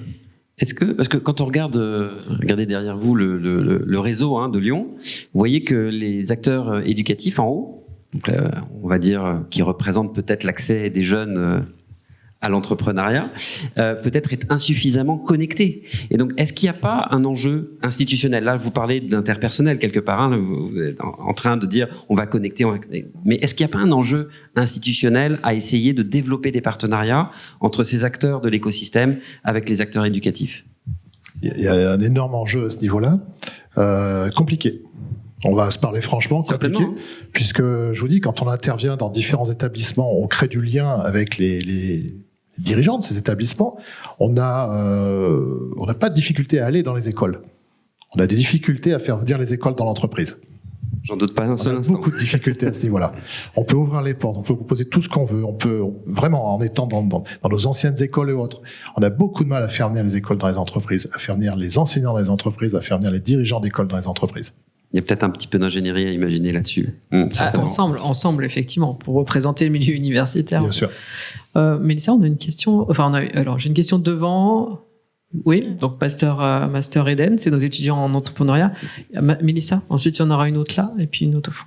Et après, on passera à la deuxième table ronde. Bonjour à tous. Oui, du coup, moi, je m'appelle Tom. Je suis étudiant dans le Master Entrepreneuriat et Développement des entreprises de l'IAE de Lyon 3. Et c'est vrai que j'étais un peu surpris par ces résultats, de voir ce point école-université coupé de tout le reste de l'écosystème. C'est pas forcément la sensation, je dirais, qu'on a, nous, en tant qu'étudiants, parce que je pense que dans les typologies des acteurs, vous avez dû séparer les incubateurs qui font partie des universités de la catégorie école-université. Exact. Et je pense que c'est quelque chose qui est quand même très important. Nous, aujourd'hui, on le voit aussi à l'IAE, car à côté de moi est incubé à Manufactory.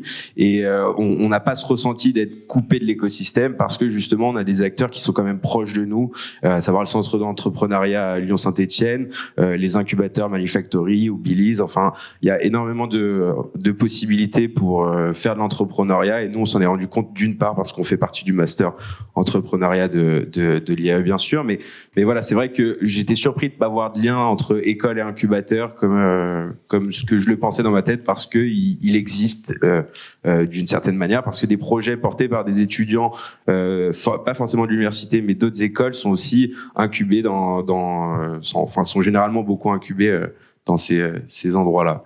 Donc c'était pour ça. Mais peut-être aussi que, parce que ce qu'on disait là, c'est qu'il y avait, d'une part, vous avez raison, hein, dans l'étude là, les incubateurs sont en tant que tels, quand ils sont formés en tant que tels, ne sont pas identifiés comme acteurs de l'éducation.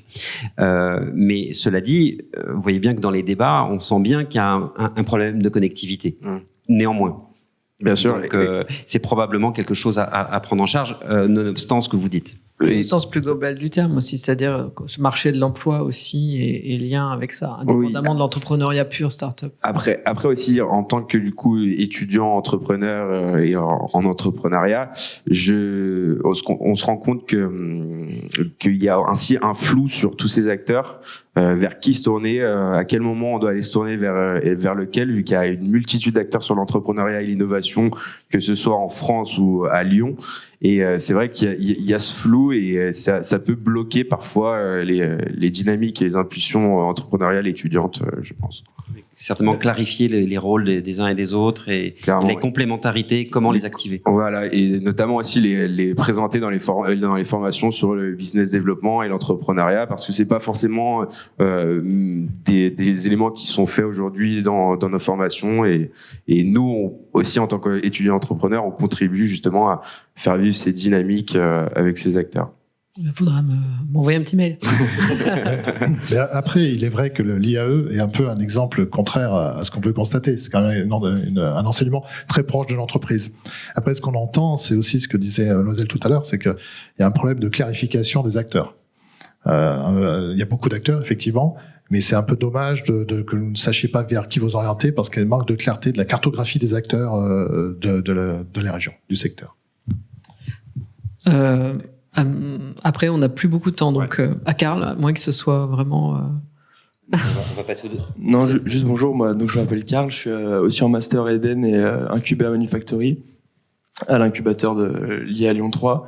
Et c'est vrai que je vois qu'il y a un lien entre les incubateurs qui est difficile, c'est qu'il y a, malgré quand même un effort de la part des incubateurs d'essayer de mettre un peu des liens entre les incubateurs, que ce soit ceux du centre de l'entrepreneuriat de Lyon ou les incubateurs privés. Il y a peu de liens, on a du mal à aller à la rencontre des autres incubateurs, etc. Et après, au niveau du MEDEF, par exemple, il y avait un salon au début de l'année, je me souviens plus du nom. L'Odyssée des entrepreneurs. C'est ça, ouais. Et du coup, nous, on y allait en tant qu'étudiants avec beaucoup d'attentes. Et au final, on a vu qu'il y avait une omniprésence du MEDEF au salon. Et en tant qu'étudiant, on s'est pas du tout senti concerné. En fait, on voyait vraiment on s'est pas senti concerné. Du coup, après, on est allé à d'autres salons dans lesquels Go Entrepreneur, c'était pas encore trop ça, si c'était mieux. Mais voilà, en tout cas, l'Odyssée, on voyait le MEDEF de partout, et nous, en tant que jeunes entrepreneurs, on se sentait pas concernés plus que ça. Je veux juste 2 secondes. C'est vrai que pour le coup, l'Odyssée des entrepreneurs est organisée par le MEDEF. Donc c'est pour ça voilà. Et il est vrai que cette année-là, il était très orienté sur la reprise post-crise. Donc, au détriment, effectivement, des jeunes. D'où cet événement cette année. Il n'y aura pas d'Odyssée cette année. Il y en aura l'année prochaine, il n'y aura pas cette année. Il est remplacé par un événement consacré uniquement aux entrepreneurs et aux jeunes. 500. Donc ça répond un peu à ta question. C'est-à-dire qu'on passe d'un événement qui était peut-être pas assez orienté vers les jeunes, parce que post-crise, parce que besoin de voir plein d'autres choses. Et là, 100% jeunes entrepreneurs cette année, pour revenir à l'Odyssée en avril 2023, où on intégrera de nouveau les jeunes, puisque ce sera un fil rouge ensuite. Super, bonne nouvelle. Oui, bonjour, Vincent Roméas. En introduction, vous avez dit que vous aviez du mal à mesurer l'impact entrepreneurial de ces formes de réseau. Et je ne sais pas si c'était une réponse que vous avez apportée, puisque c'était intéressant de dire qu'à Nantes, il y a 37% d'entrepreneurs qui sont avec un fort volet RSE et qu'on l'a pas à Lyon. Et moi, du coup, pour pas tourner autour du pot et pas en essayant de pas être trop polémique, moi, ça fait 19 ans, je suis un ancien jeune. Ça fait 19 ans que j'ai travaillé dans l'entreprise. Je me suis beaucoup impliqué dans les groupes. À l'époque, en 2000, c'était développement durable. Après, j'ai fait les bilans carbone. Après, j'ai rejoint les groupes RSE, les groupes transition écologique. Et la question que je me pose quand même après 19 ans et par rapport à l'écosystème lyonnais, c'est que justement, la présence des acteurs, le fait que MEDEF soit très présent, c'est des acteurs qui sont en place, c'est des acteurs économiques qui sont en place. Et moi, pour l'avoir vécu l'entreprise de l'intérieur, donc soit dans des petites entreprises ou des grandes entreprises, je trouve que c'est pas forcément les acteurs qui sont en meilleure position pour engager des changements. C'est-à-dire qu'un entrepreneur, il est prêt à prendre des risques, mais dans l'entreprise, je trouve que c'est quand même compliqué la prise de risque, notamment par rapport à ces enjeux RSE. Et du coup, je me demande s'il y a peut-être un lien à faire, de se dire que peut-être que l'omniprésence des acteurs en place dans tous les organismes lyonnais, on peut peut-être freiner, c'est une question, hein, on peut peut-être freiner l'émergence des projets ou le soutien aux projets entrepreneuriaux avec une forte dimension RSE. Là-dessus, c'est un phénomène connu. Hein. C'est un phénomène connu que l'entrepreneuriat propulse l'innovation, quel qu'en soit le domaine, dans le domaine de la RSE, de l'environnement, technologique, etc. Ce qui est moins le cas des grandes entreprises qui ont culturellement en interne ils sont moins propices au risque. Et donc, c'est plus les startups qui font ça. Et donc, après, ces startups sont rachetées parfois par des groupes, pour plus ou moins, pour intégrer leur différenciation. Mais vous avez complètement raison. C'est-à-dire que les forces de transformation viennent souvent des jeunes entreprises, de ce point de vue-là. Bien. On avait une dernière, alors rapide, et après on Je crois passe... qu'en plus, Redouane a des obligations. Bonjour, merci déjà pour tous ces échanges super intéressants. Donc, Yoann Bresson, moi je suis responsable du pôle entrepreneuriat, donc à la Chambre de métiers de l'artisanat à Lyon-Rhône. J'avais une petite question, du coup je voulais savoir en fait, du coup quelle était la place aussi du coup des micro-entrepreneurs dans cet écosystème qui représente aujourd'hui près de 2/3 des créations, ou quelle est la place des entrepreneurs qui ont peut-être pas vocation parfois à embaucher, et aussi quelle est la place du coup de toutes ces structures qui du coup aussi les accompagnent. On va faire une table ronde spéciale. Oui. Alors déjà, du point de vue de l'étude, vous l'avez compris, on n'a pas pu le mesurer. Une des raisons pour lesquelles on n'a pas pu le mesurer, c'est que la plupart des mesures sur l'entrepreneuriat, sur les dynamiques entrepreneuriales, sont des mesures qui sont établies de manière fiable et reconnues par les chercheurs à des niveaux nationaux. Et on a un problème à détecter ces phénomènes-là de manière fiable à un niveau local. Donc c'est une vraie question. Il y a des choses, hein, je dis pas qu'il y a rien. Je dis juste que c'est difficile de se dire cette mesure-là, elle est fiable, elle est bonne, etc.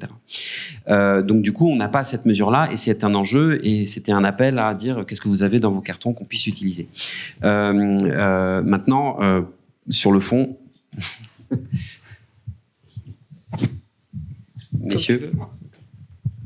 Peut-être pas forcément directement, mais je reviens juste sur la question posée avant sur l'innovation et la place de l'innovation dans tout ça, mais ça va rejoindre votre intervention, c'est dire que l'innovation est extrêmement importante, je sais pas ce que je veux dire, mais il ne faut pas oublier que la majeure partie quand même des accompagnements qui sont faits des créations d'entreprises sont aussi sur des secteurs très traditionnels et qu'on ne peut pas tout résumer à l'innovation. Alors l'innovation, ça peut être la façon de faire les choses, mais il y a aussi des entreprises beaucoup plus traditionnelles qu'il nous faut accompagner et ça fait une partie importante, en tout cas, du rôle des conseillers de la Chambre de commerce, notamment, hein, qu'on accompagne. Donc, attention à ne pas surinterpréter les besoins et les besoins sur le territoire, et qu'il y a des commerçants qu'il faut accompagner, des artisans qu'il faut accompagner par la Chambre des métiers, et sur lequel, effectivement, on met peut-être pas suffisamment le focus en disant que tout passe par l'innovation.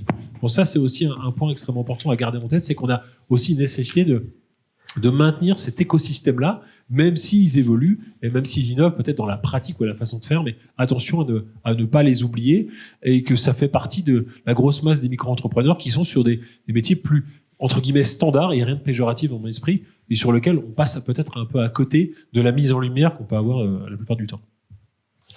Bien, un grand merci à nos intervenants pour la qualité de leur prestation.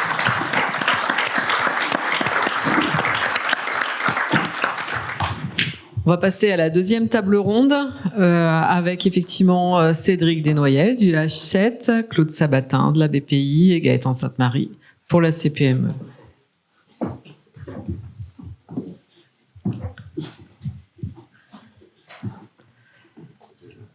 Oui, je sais. Bien. Alors là, on va un peu quitter le champ de la gouvernance, bien qu'on puisse y revenir, mais on va parler un peu plus d'offres et de ressources pour stimuler cet entrepreneuriat lyonnais.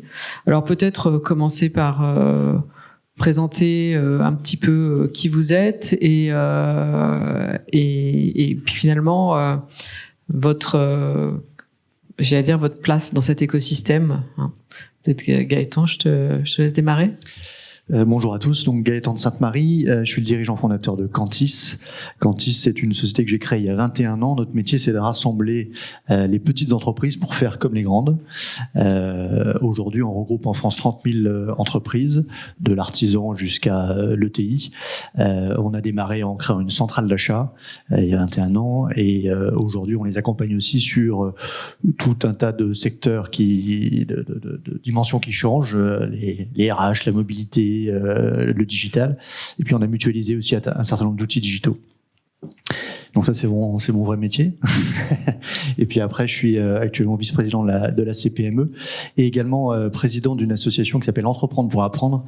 Et on pourra en parler parce qu'on parlait de jeunesse tout à l'heure. Et hier, on a eu notre festival. Et là, je pense qu'il y a des belles choses qui se font aussi. Ce serait intéressant d'avoir un retour là-dessus, effectivement. Claude Sabatin. Bonjour.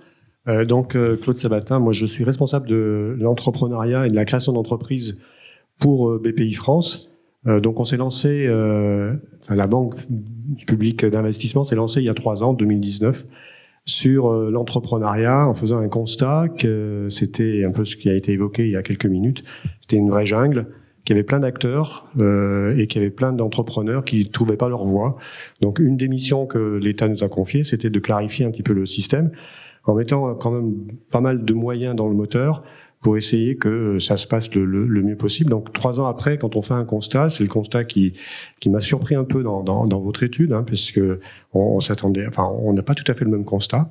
Donc ça vaut discussion, et on fait pas mal d'organisations justement sur la discussion, sur le fait de penser, sur du brainstorming autour de l'entrepreneuriat. Qu'est-ce que c'est?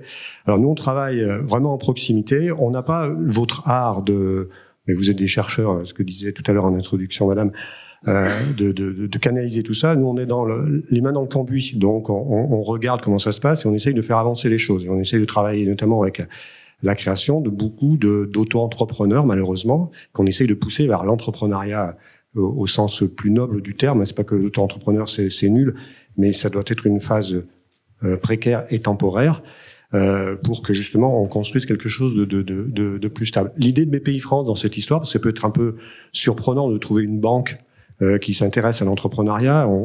L'entrepreneuriat et la création d'entreprises, au départ, ça a déjà été dit, on perd beaucoup d'argent, puisqu'on met de l'argent pour que, au bout d'un moment, l'argent, via les projets, se crée et qu'il y ait une valeur importante, une valeur d'emploi et une valeur capitalistique qui soit à jour. Donc on a focusé, c'est pas très français ça, on a focalisé sur 3 thèmes qui sont les jeunes. Donc on travaille avec Entreprendre pour apprendre, avec Enactus. On essaye d'aller dans les lycées, d'aller dans les collèges. C'est vrai que c'est très compliqué de les faire venir dans l'entreprise, mais ça nous on est une banque, on n'est pas une vraie entreprise, donc mais ils peuvent venir chez nous. On en accueille un certain nombre quand même. On a donc un gros pôle jeune qui va du collège jusqu'à les chercheurs entrepreneurs, puisqu'on les aide à travers des concours, la French Tech Tremplin. J'en oublie un autre là, qui est la création dans les quartiers. Donc ça, c'est le premier pôle. Le deuxième pôle, c'est d'apporter de l'argent à ces entrepreneurs. On l'a pas du tout évoqué là tout à l'heure, je l'ai pas entendu en tout cas. Une des clés quand même de l'entrepreneuriat, c'est de trouver de l'argent. Parce que c'est bien beau d'avoir un beau projet, même si on peut l'accompagner, il faut à un moment donné avoir de l'argent. Donc nous, on met sur le tapis de l'argent à travers un certain nombre de réseaux d'accompagnement que l'on finance. Nous, on met pas l'argent directement, mais on fait faire par des associations parce que c'est plus simple. On fait des prêts d'honneur. On va mettre plusieurs millions cette année. On a un effet Covid, je crois que c'est bon à signaler, mais qui n'a pas du tout été... c'est ce que vous avez dit tout à l'heure.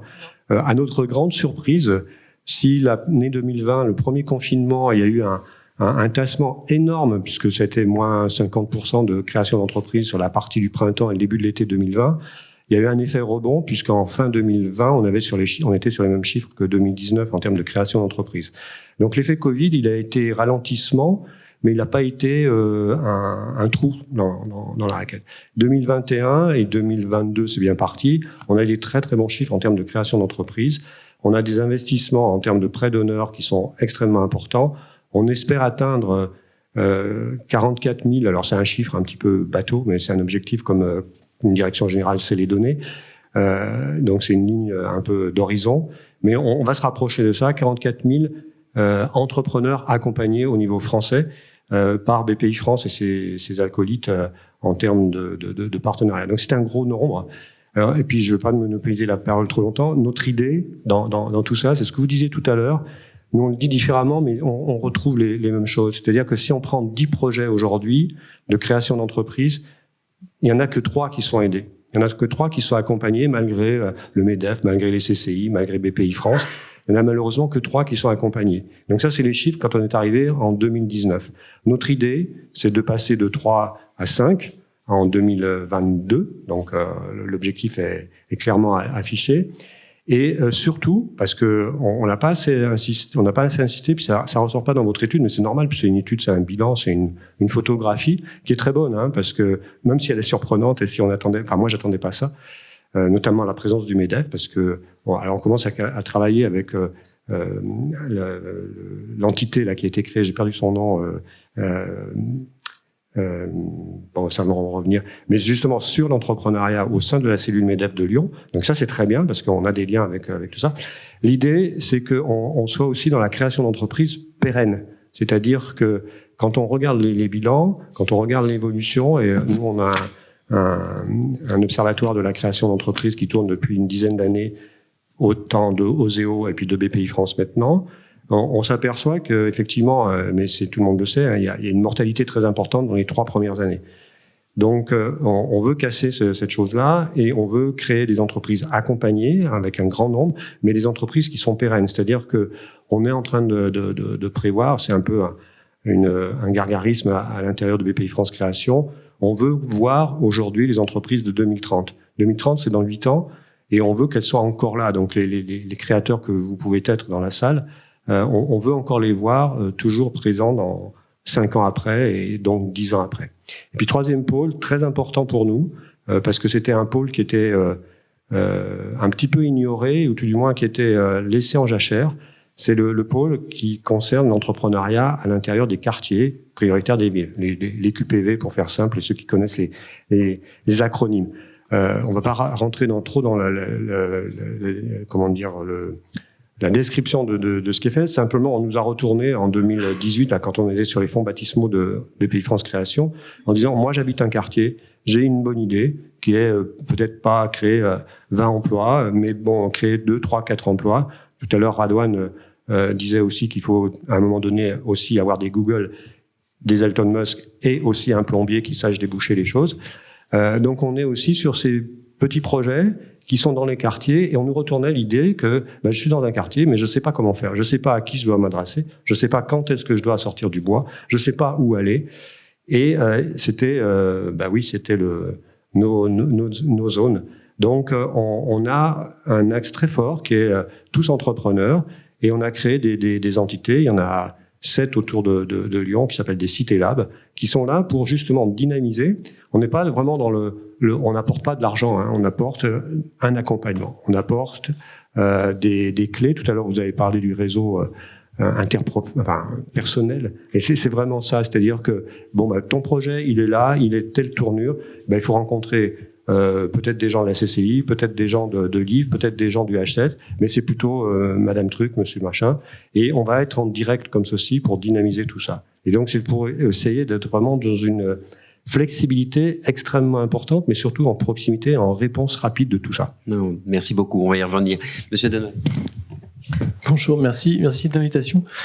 Tout ça résonne énormément dans mon esprit pour 2 raisons. La première, c'est que moi je suis entrepreneur industriel à la base et que j'ai vécu le parcours de la CCI, j'ai vécu le parcours de la dernière en tant qu'utilisateur. Et j'en ai des souvenirs qui sont ancrés. Et j'ai un article dans Madines qui sort aujourd'hui sur ce sujet-là, donc il y aura une certaine forme de réponse. Voilà. À côté de ça, moi, après la création de Capsa Container en 2012, que j'ai revendu en 2019, j'ai pris ce projet qui s'appelle le Hachette, donc qui est dans le cadre de la labellisation French Tech des villes de France. Donc on est aussi un programme d'État. Mais on est une société privée. Donc on fait partie de ces rares sociétés privées qui font de l'accompagnement et nous on ne met pas d'argent dans le capital des boîtes puisque un de mes fers de lance c'est de considérer que l'entrepreneur doit rester indépendant le plus longtemps possible. Donc il n'est pas question que je prenne du capital en versus de services. Le lieu totem de la French Tech aujourd'hui, c'est 150 entreprises accompagnées depuis 3 ans, puisqu'on fête nos 3 ans aujourd'hui.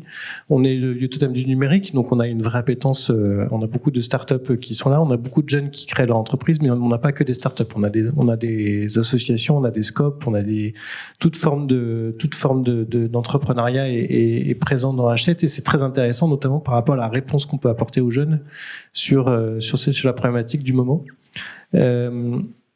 Ce que je constate, déjà par rapport à l'étude, je suis assez étonné qu'on n'ait pas la version de l'entrepreneur, parce que ça manque terriblement dans cette étude-là.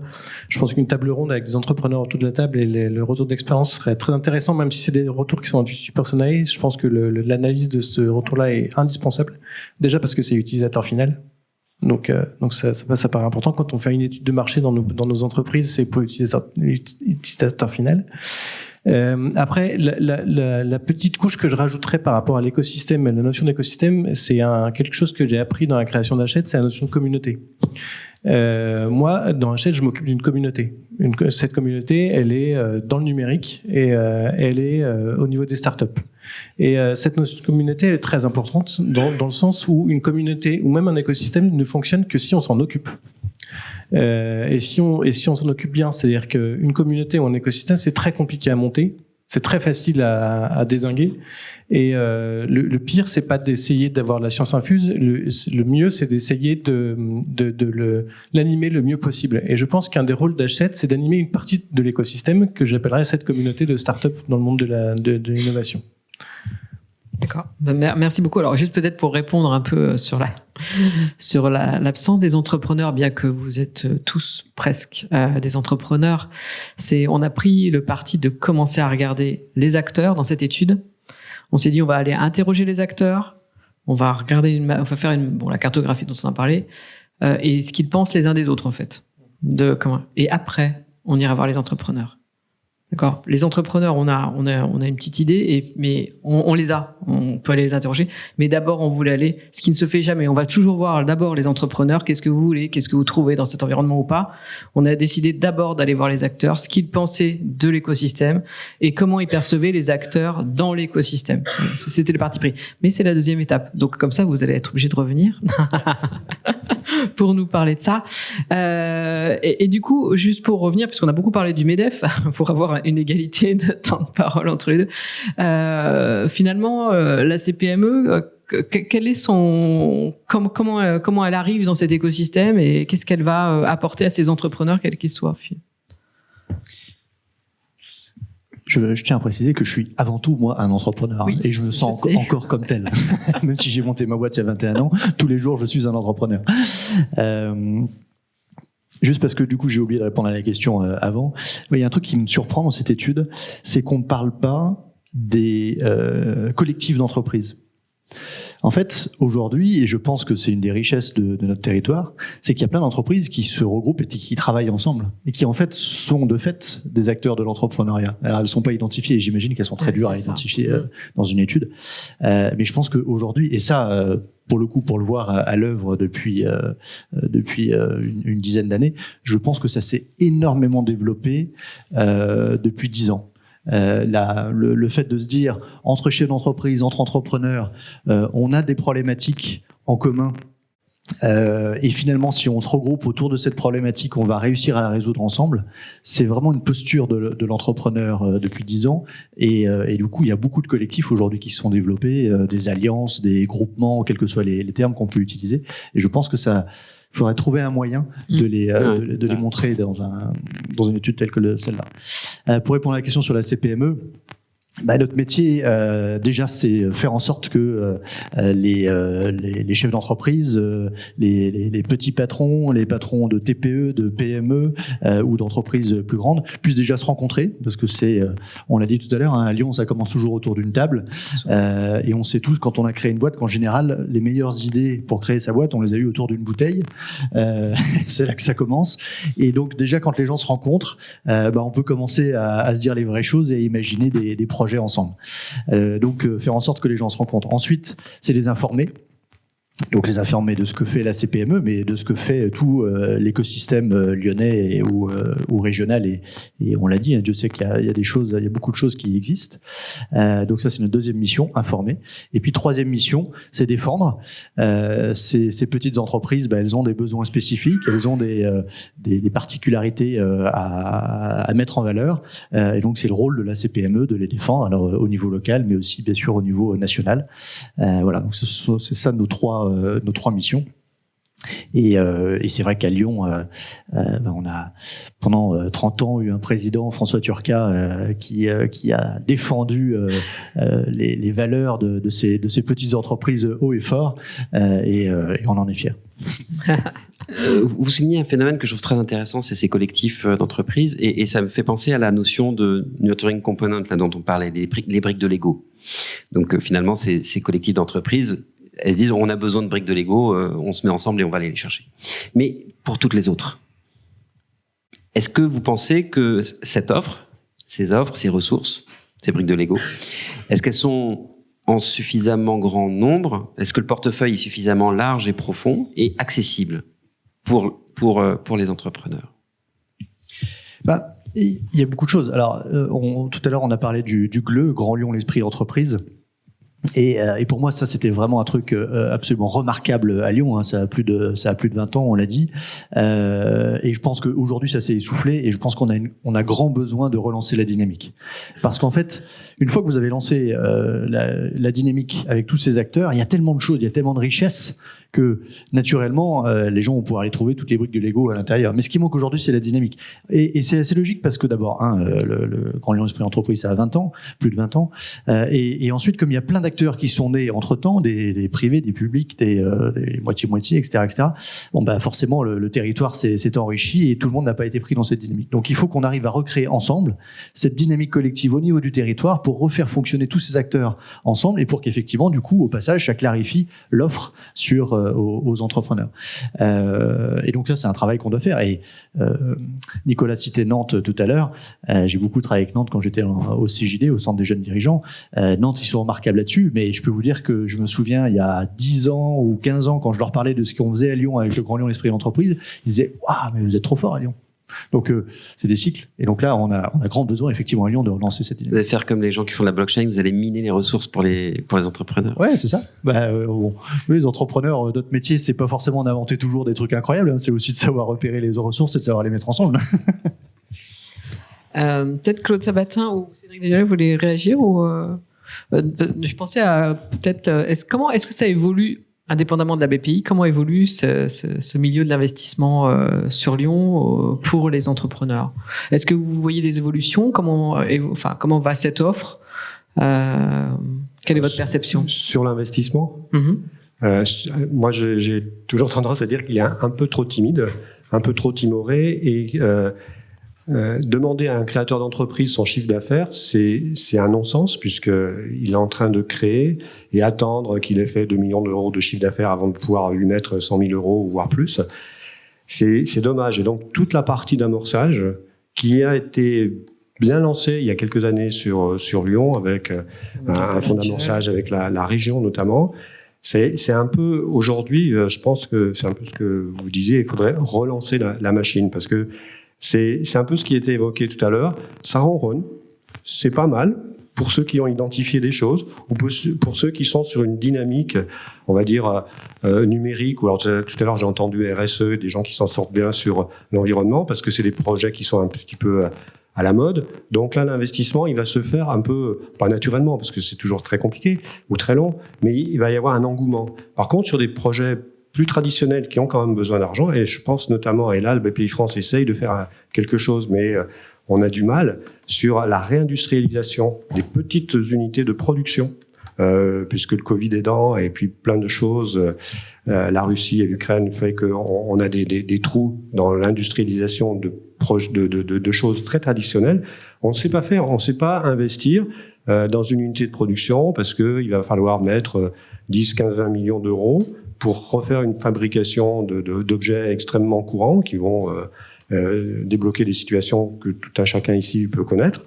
On ne sait pas faire ça et il n'y a pas les moyens pour faire ça. Et l'entrepreneur, quand il est là-dessus, il est découragé parce qu'il doit faire un petit peu de crowdfunding, un petit peu d'endettement, mais c'est des sommes qui sont grosses comme ça, qui ne correspondent pas à son besoin. Donc là, il y a un vrai levier qu'on essaye de prendre, mais qui est compliqué parce que c'est risqué, effectivement, mais c'est l'ADN d'une création d'entreprise, hein, le risque. Donc je pense qu'il faut un petit peu désacraliser les choses et mettre plus de moyens, notamment pas dans l'endettement, mais sur la partie vraiment investissement, partage, et peut-être des business angels un peu plus musclés, en quelque sorte, sur les moyens qu'ils peuvent mettre en place. Vous pensez que ces offres de financement sont suffisamment accessibles pour les entrepreneurs ou pas? Non.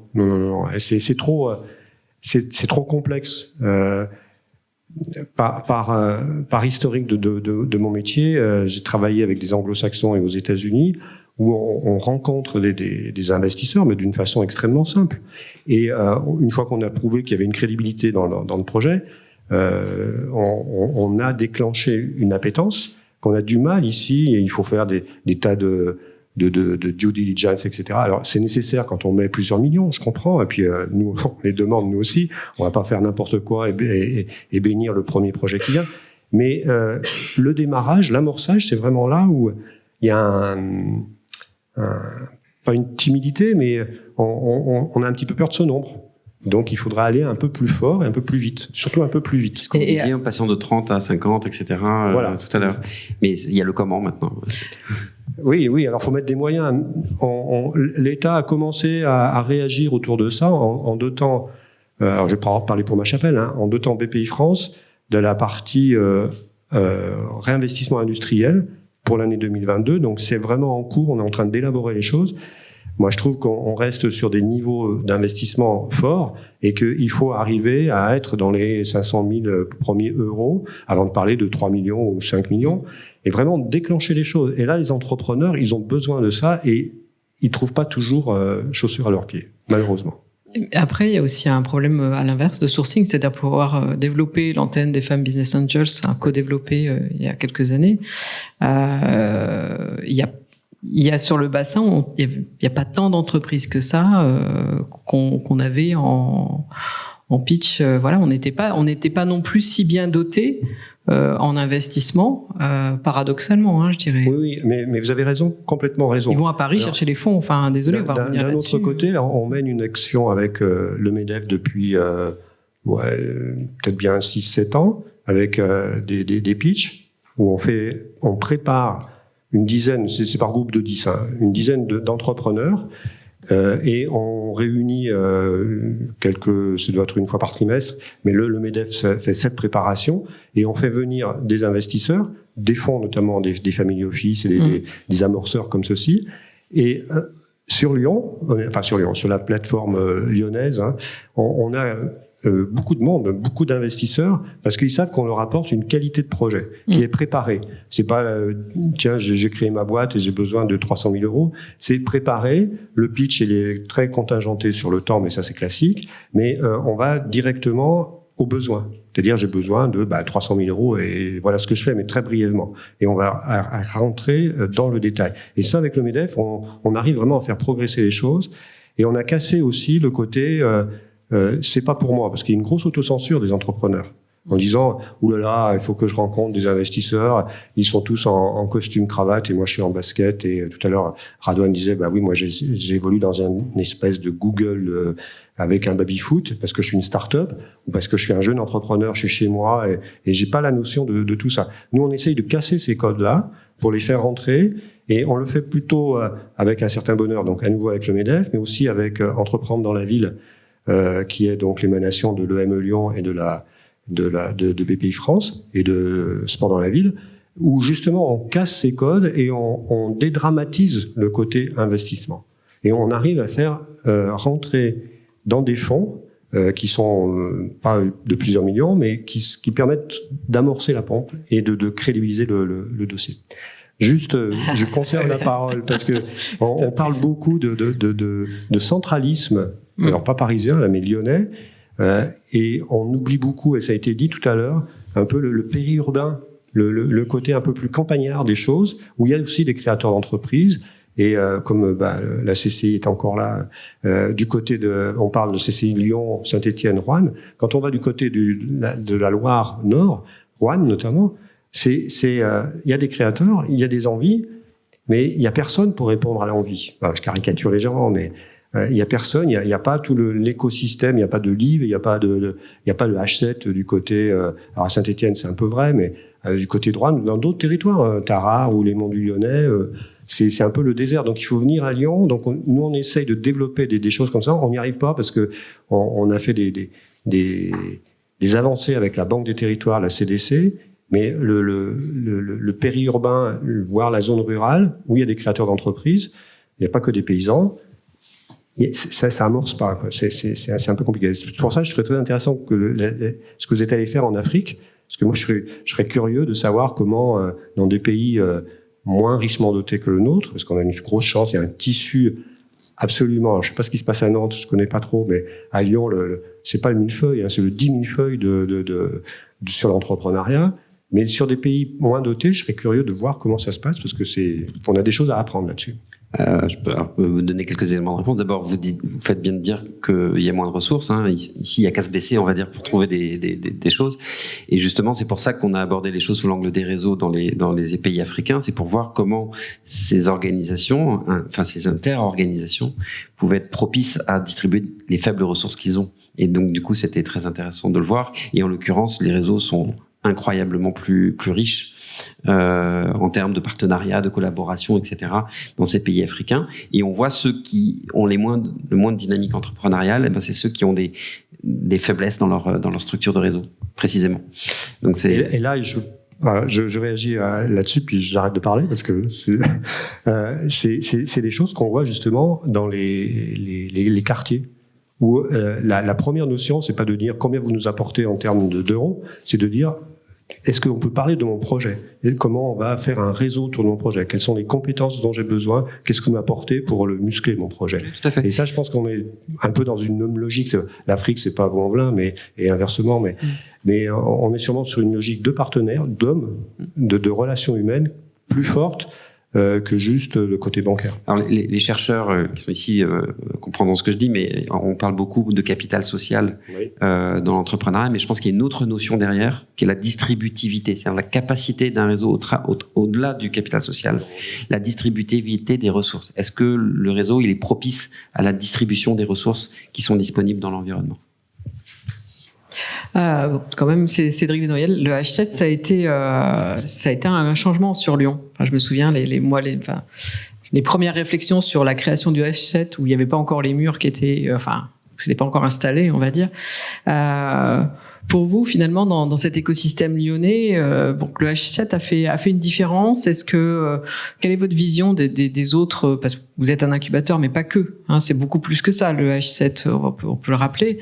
Et quelle est votre vision justement de l'offre aujourd'hui sur ce secteur lyonnais en matière, je dirais, d'incubation pure, un peu de tiers-lieu. On peut parler aussi de Bel Air Camp, par exemple, qui fait du prototypage un peu plus ou des choses comme ça. Est-ce que il permet justement de stimuler cet écosystème aujourd'hui ? on a effectivement la chance à Lyon d'avoir pléthore d'offres qui sont extrêmement bien structurées. Nous, on a apporté une brique à l'époque. Karine Deniassos, qui s'occupait de ce dossier, m'avait demandé de combler quelque chose qui n'existait pas. Donc, c'est toujours compliqué de se positionner dans un écosystème très fort. La première étape qui a été compliquée, c'est vous savez, Lyon est un petit village, et quand on vous dit qu'il va y avoir un lieu totem et qu'on pose pas la question aux acteurs qui composent tout ça, et ben vous prenez votre bâton de pèlerin puis vous allez voir tout le monde pour dire non, on n'est pas là pour vous piquer votre job, on est là pour essayer de faire rayonner tout le monde. Donc ça a été compliqué dès le départ. Après, moi, ce qui m'a le plus bluffé, c'est parce que j'ai une méthode de management où je fais extrêmement confiance à mes équipes, et mon directeur aujourd'hui de Hachette a 26 ans. Il vient de chez Klaxoon et Cosmotech, deux très belles startups françaises, et il avait une notion qu'il voulait absolument développer, qui était cette notion de communauté, sur laquelle je ne croyais pas forcément au départ, parce que quand tu crées ta boîte et que tu es entrepreneur, tu es souvent seul. Et que cette notion de solitude, ça peut être embêtant, mais ça n'est pas que embêtant, ça peut être aussi ce qu'on recherche. Mais cette notion de communauté, elle est vraiment très très puissante, et elle m'a vraiment bluffé aujourd'hui. Et je pense que cette communauté, elle est extrêmement développée. Elle est extrêmement développée sur Lyon. Il y a une offre très très très très forte, que ce soit au niveau, je dirais, des écoles ou même des clubs d'entrepreneurs. Non, je pense que là-dessus on est très très en avance. Moi, j'ai envie de dire que sur Lyon, on est prêt. En fait, je pense que tout à l'heure, les institutions parlaient entre eux de savoir qu'est-ce qu'on pouvait améliorer. Moi, je pense que demain, c'est important, mais regardons ce qu'on peut faire aujourd'hui. Je pense qu'à Lyon, il peut se passer plein de trucs. C'est-à-dire qu'aujourd'hui, si on prend tout ce qu'on nous propose, on est prêt pour accueillir tout type d'entreprise, tout type de projet. Moi, la vraie urgence, et ce qui est important sur le fait qu'on soit prêt, c'est qu'il y a des vraies urgences aujourd'hui en termes, par exemple, d'impact climatique. Et que je pense que ces obligations-là, qui devaient être portées par des gens comme la métropole, qui devaient être portées par des gens comme la CPME, le MEDEF, qui doivent impulser absolument ce type de changement de paradigme, qui est extrêmement important parce que ça devient une obligation. Et la vraie différence, et on revient sur le phénomène des jeunes, c'est que chez les jeunes, cette obligation, elle est ancrée. Et chez nous, elle l'est pas forcément. Moi, quand j'ai monté à CAPSA en 2013, j'avais pas cette obligation de résultats et de moyens sur l'urgence climatique. J'avais pas ce problème-là. Et je vous parle de ça, c'était il y a 9 ans. C'est quand même pas il y a très longtemps. Aujourd'hui, c'est une obligation. C'est-à-dire que c'est plus une option, c'est une obligation. Et je pense que comme on a un écosystème qui est très fort entrepreneurial, de financement, des institutions, du politique qui permettent justement à l'entrepreneur de pouvoir émerger, il faut qu'on arrive à bûcher sur ces sujets-là qui sont d'impact écologique, soit sous forme d'entrepreneuriat ou d'association, mais en tout cas, il faut qu'on y arrive, et je pense qu'on est prêt. Bien. Pour finir cette table ronde, il me semble que vous avez un événement bientôt. Oui, peut-être vous nous en parlez, puis après on parlera un peu des plus jeunes. Puis peut-être faire circuler les questions. Il y a oui, mais on organise un bel événement qui s'appelle 0 to 1, en faisant référence au livre de Peter Thiel, qui est le cofondateur de mince, j'ai oublié le nom, mais PayPal. 0 to 1, c'est le phénomène de partir de 0 à 1, de reconstruire, de construire, d'innover.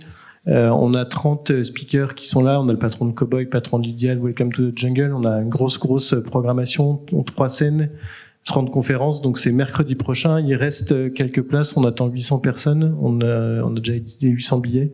Donc n'hésitez pas à vous inscrire si vous le souhaitez. Bon, merci. Et on va clore peut-être avec toi, Gaëtan, puisque tu nous as dit que tu étais président d'Entreprendre pour apprendre. Et en fait, cette association va dans les collèges. Alors, peut-être je vais dire des bêtises, mais pour justement insuffler l'esprit entrepreneurial. Et parce qu'en fait, il y a l'entrepreneuriat, puis il y a les capacités entrepreneuriales. C'est aussi important dans la vie, et surtout de nos jours, de développer les capacités entrepreneuriales de nos jeunes. Et ça, c'est vraiment l'avenir. Alors peut-être, je crois qu'il y a les événements, peut-être tu peux revenir dessus, puis ton retour d'expérience, et après on ouvrira les questions.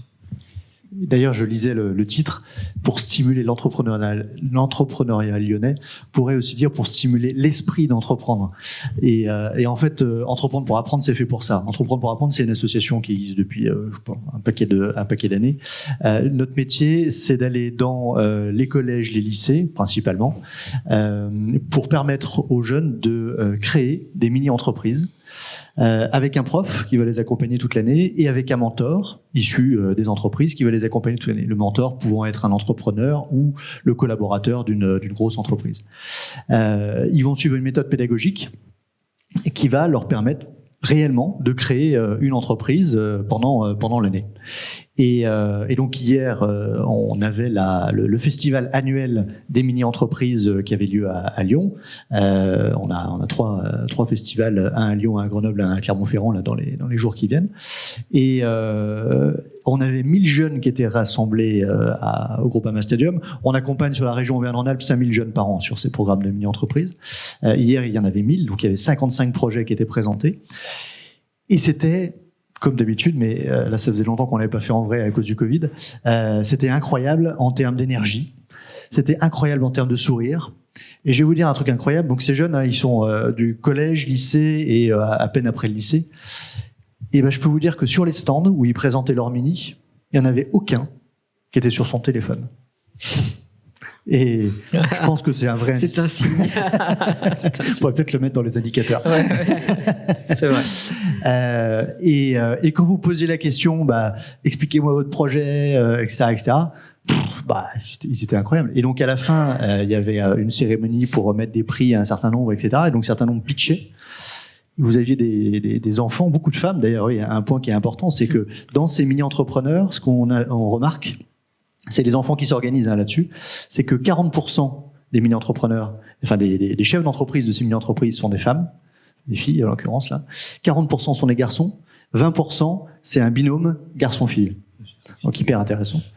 Et je peux vous dire que quand ils montaient sur scène pour pitcher, donc il y avait 1000 personnes dans les gradins du Groupama Stadium qui étaient tous rassemblés sur un endroit du stade. Parler devant 1000 personnes, faut le faire, hein, même quand on a un peu de bouteille.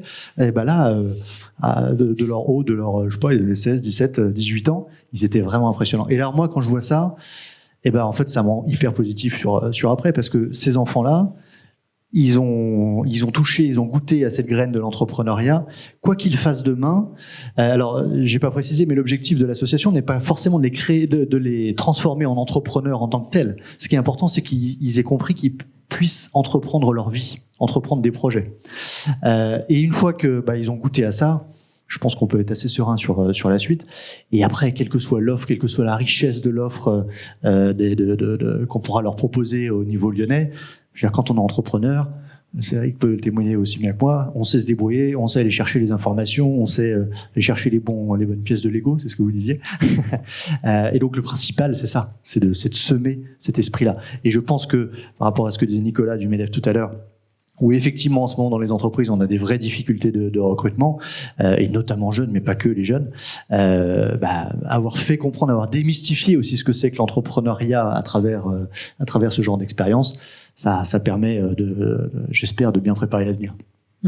Merci. On va clore cette table ronde sur cet espoir avec notre jeunesse. Vous restez là. Est-ce qu'il y a des questions dans la salle? Alors, j'ai vu qu'il y en avait, non? Pas de questions? Si, allez-y. Et après, Laurent. Merci. Juste pour rebondir sur votre intervention, Monsieur de Sainte-Marie, entreprendre pour apprendre, et donc parler de l'entrepreneuriat aux jeunes. Je me posais la question de savoir si vous avez quelques partenariats avec 100 000 entrepreneurs, l'association 100 000 entrepreneurs, qui permet justement aux entrepreneurs d'aller intervenir directement au sein des établissements et puis échanger avec les jeunes et mettre l'entrepreneuriat à leur portée. Oui, bien sûr, ça fait partie de l'écosystème qui travaille justement sur l'entrepreneuriat pour les jeunes. 100 000 entrepreneurs, grosso modo, ça permet de faire intervenir des entrepreneurs, des dirigeants auprès de collèges, de lycées, etc.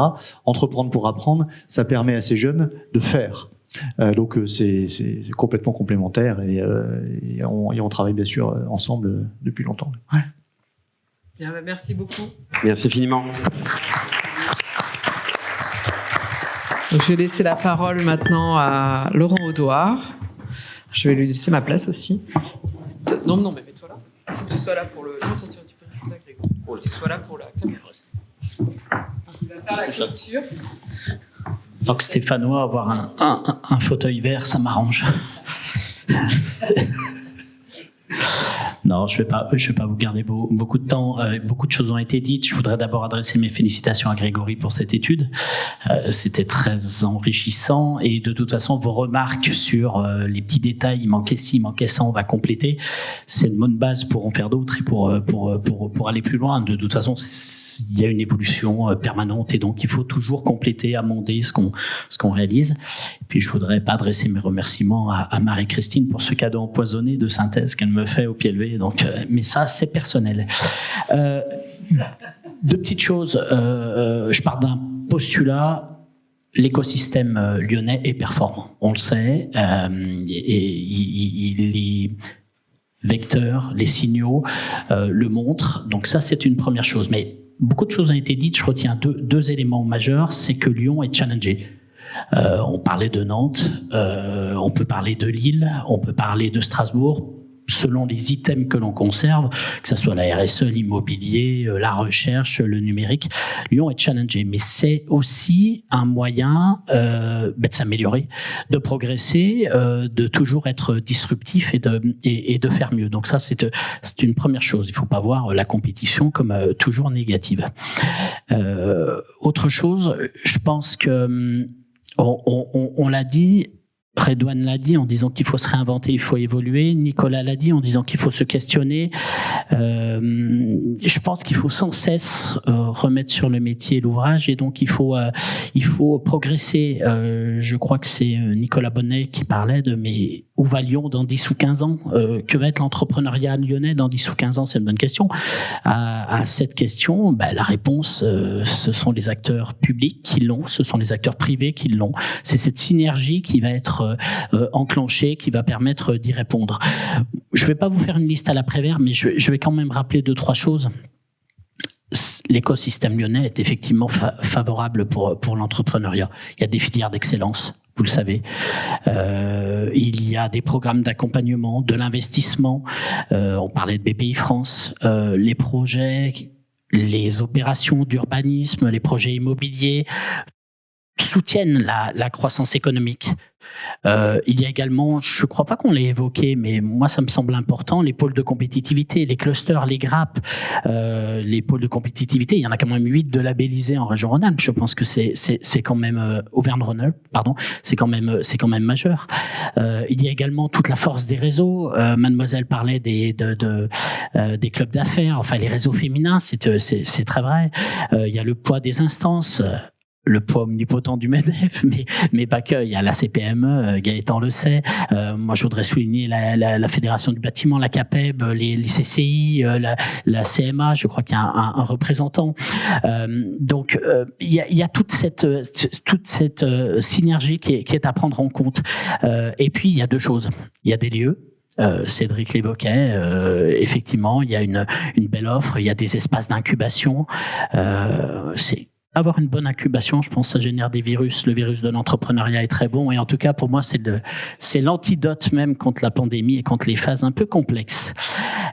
Et puis il y a surtout les hommes. Alors moi je suis très attaché à l'humain. Pour moi il n'est d'aventure que d'hommes et de femmes, donc c'est important et toutes ces relations intuitu-personnelles on en discutait, c'est diablement important. Ça permet de générer des projets et d'avancer.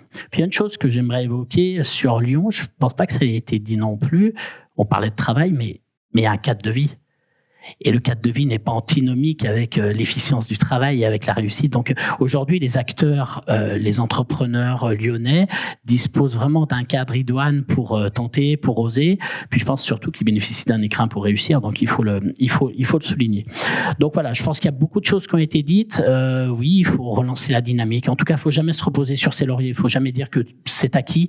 Il faut toujours aller plus loin parce que les autres évoluent, parce qu'il y a des villes qui nous challengent, et pas seulement en France. On sait que Lyon essaye un petit peu, à travers ce miroir, de se comparer à d'autres. Je suis pas sûr que comparaison soit raison, mais ça, c'est une autre problématique. Donc, bon, il y a beaucoup de choses qui sont dites, qui sont faites. À l'aune de l'étude, on voit bien quand même qu'il y a du potentiel. Et puis, vous rassemblez ici, vous avez, à travers vos verbatims, vos témoignages, mentionné le rôle, la place de l'écosystème lyonnais, mais je dirais même au-delà. Aujourd'hui, c'est régional. Il faut quand même réfléchir à cette dimension. On a quand même une tangente Clermont-Ferrand-Saint-Étienne, Lyon-Grenoble qui est aussi majeure, ou même la transversale versus Paris et Marseille. Donc je pense que Lyon n'a pas à rougir en tout cas de ses performances. Mais il faut toujours se réinventer et puis aller plus loin. En tout cas, très bonne initiative, et je remercie tous les entrepreneurs, futurs entrepreneurs, anciens entrepreneurs. Nicolas parlait de ces trois strates, les moins de 30 ans, 30, 45 ans et puis l'au-delà. Ça me fait peur. Dans 3 mois, je suis dans l'au-delà, donc je vais quand même repenser ma vie. Merci en tout cas d'avoir saccagé ma journée, Nicolas. En tout cas, je voulais tous vous féliciter, puis surtout, il faut oser, il faut y aller, il faut pas avoir peur de tenter. Vous êtes accompagnés, il y a des structures d'enseignement, de recherche, et on a des segments d'activité qui sont porteurs à Lyon et qui sont des références, donc on peut que s'en féliciter. En tout cas, merci beaucoup. Merci à vous tous. En tout cas.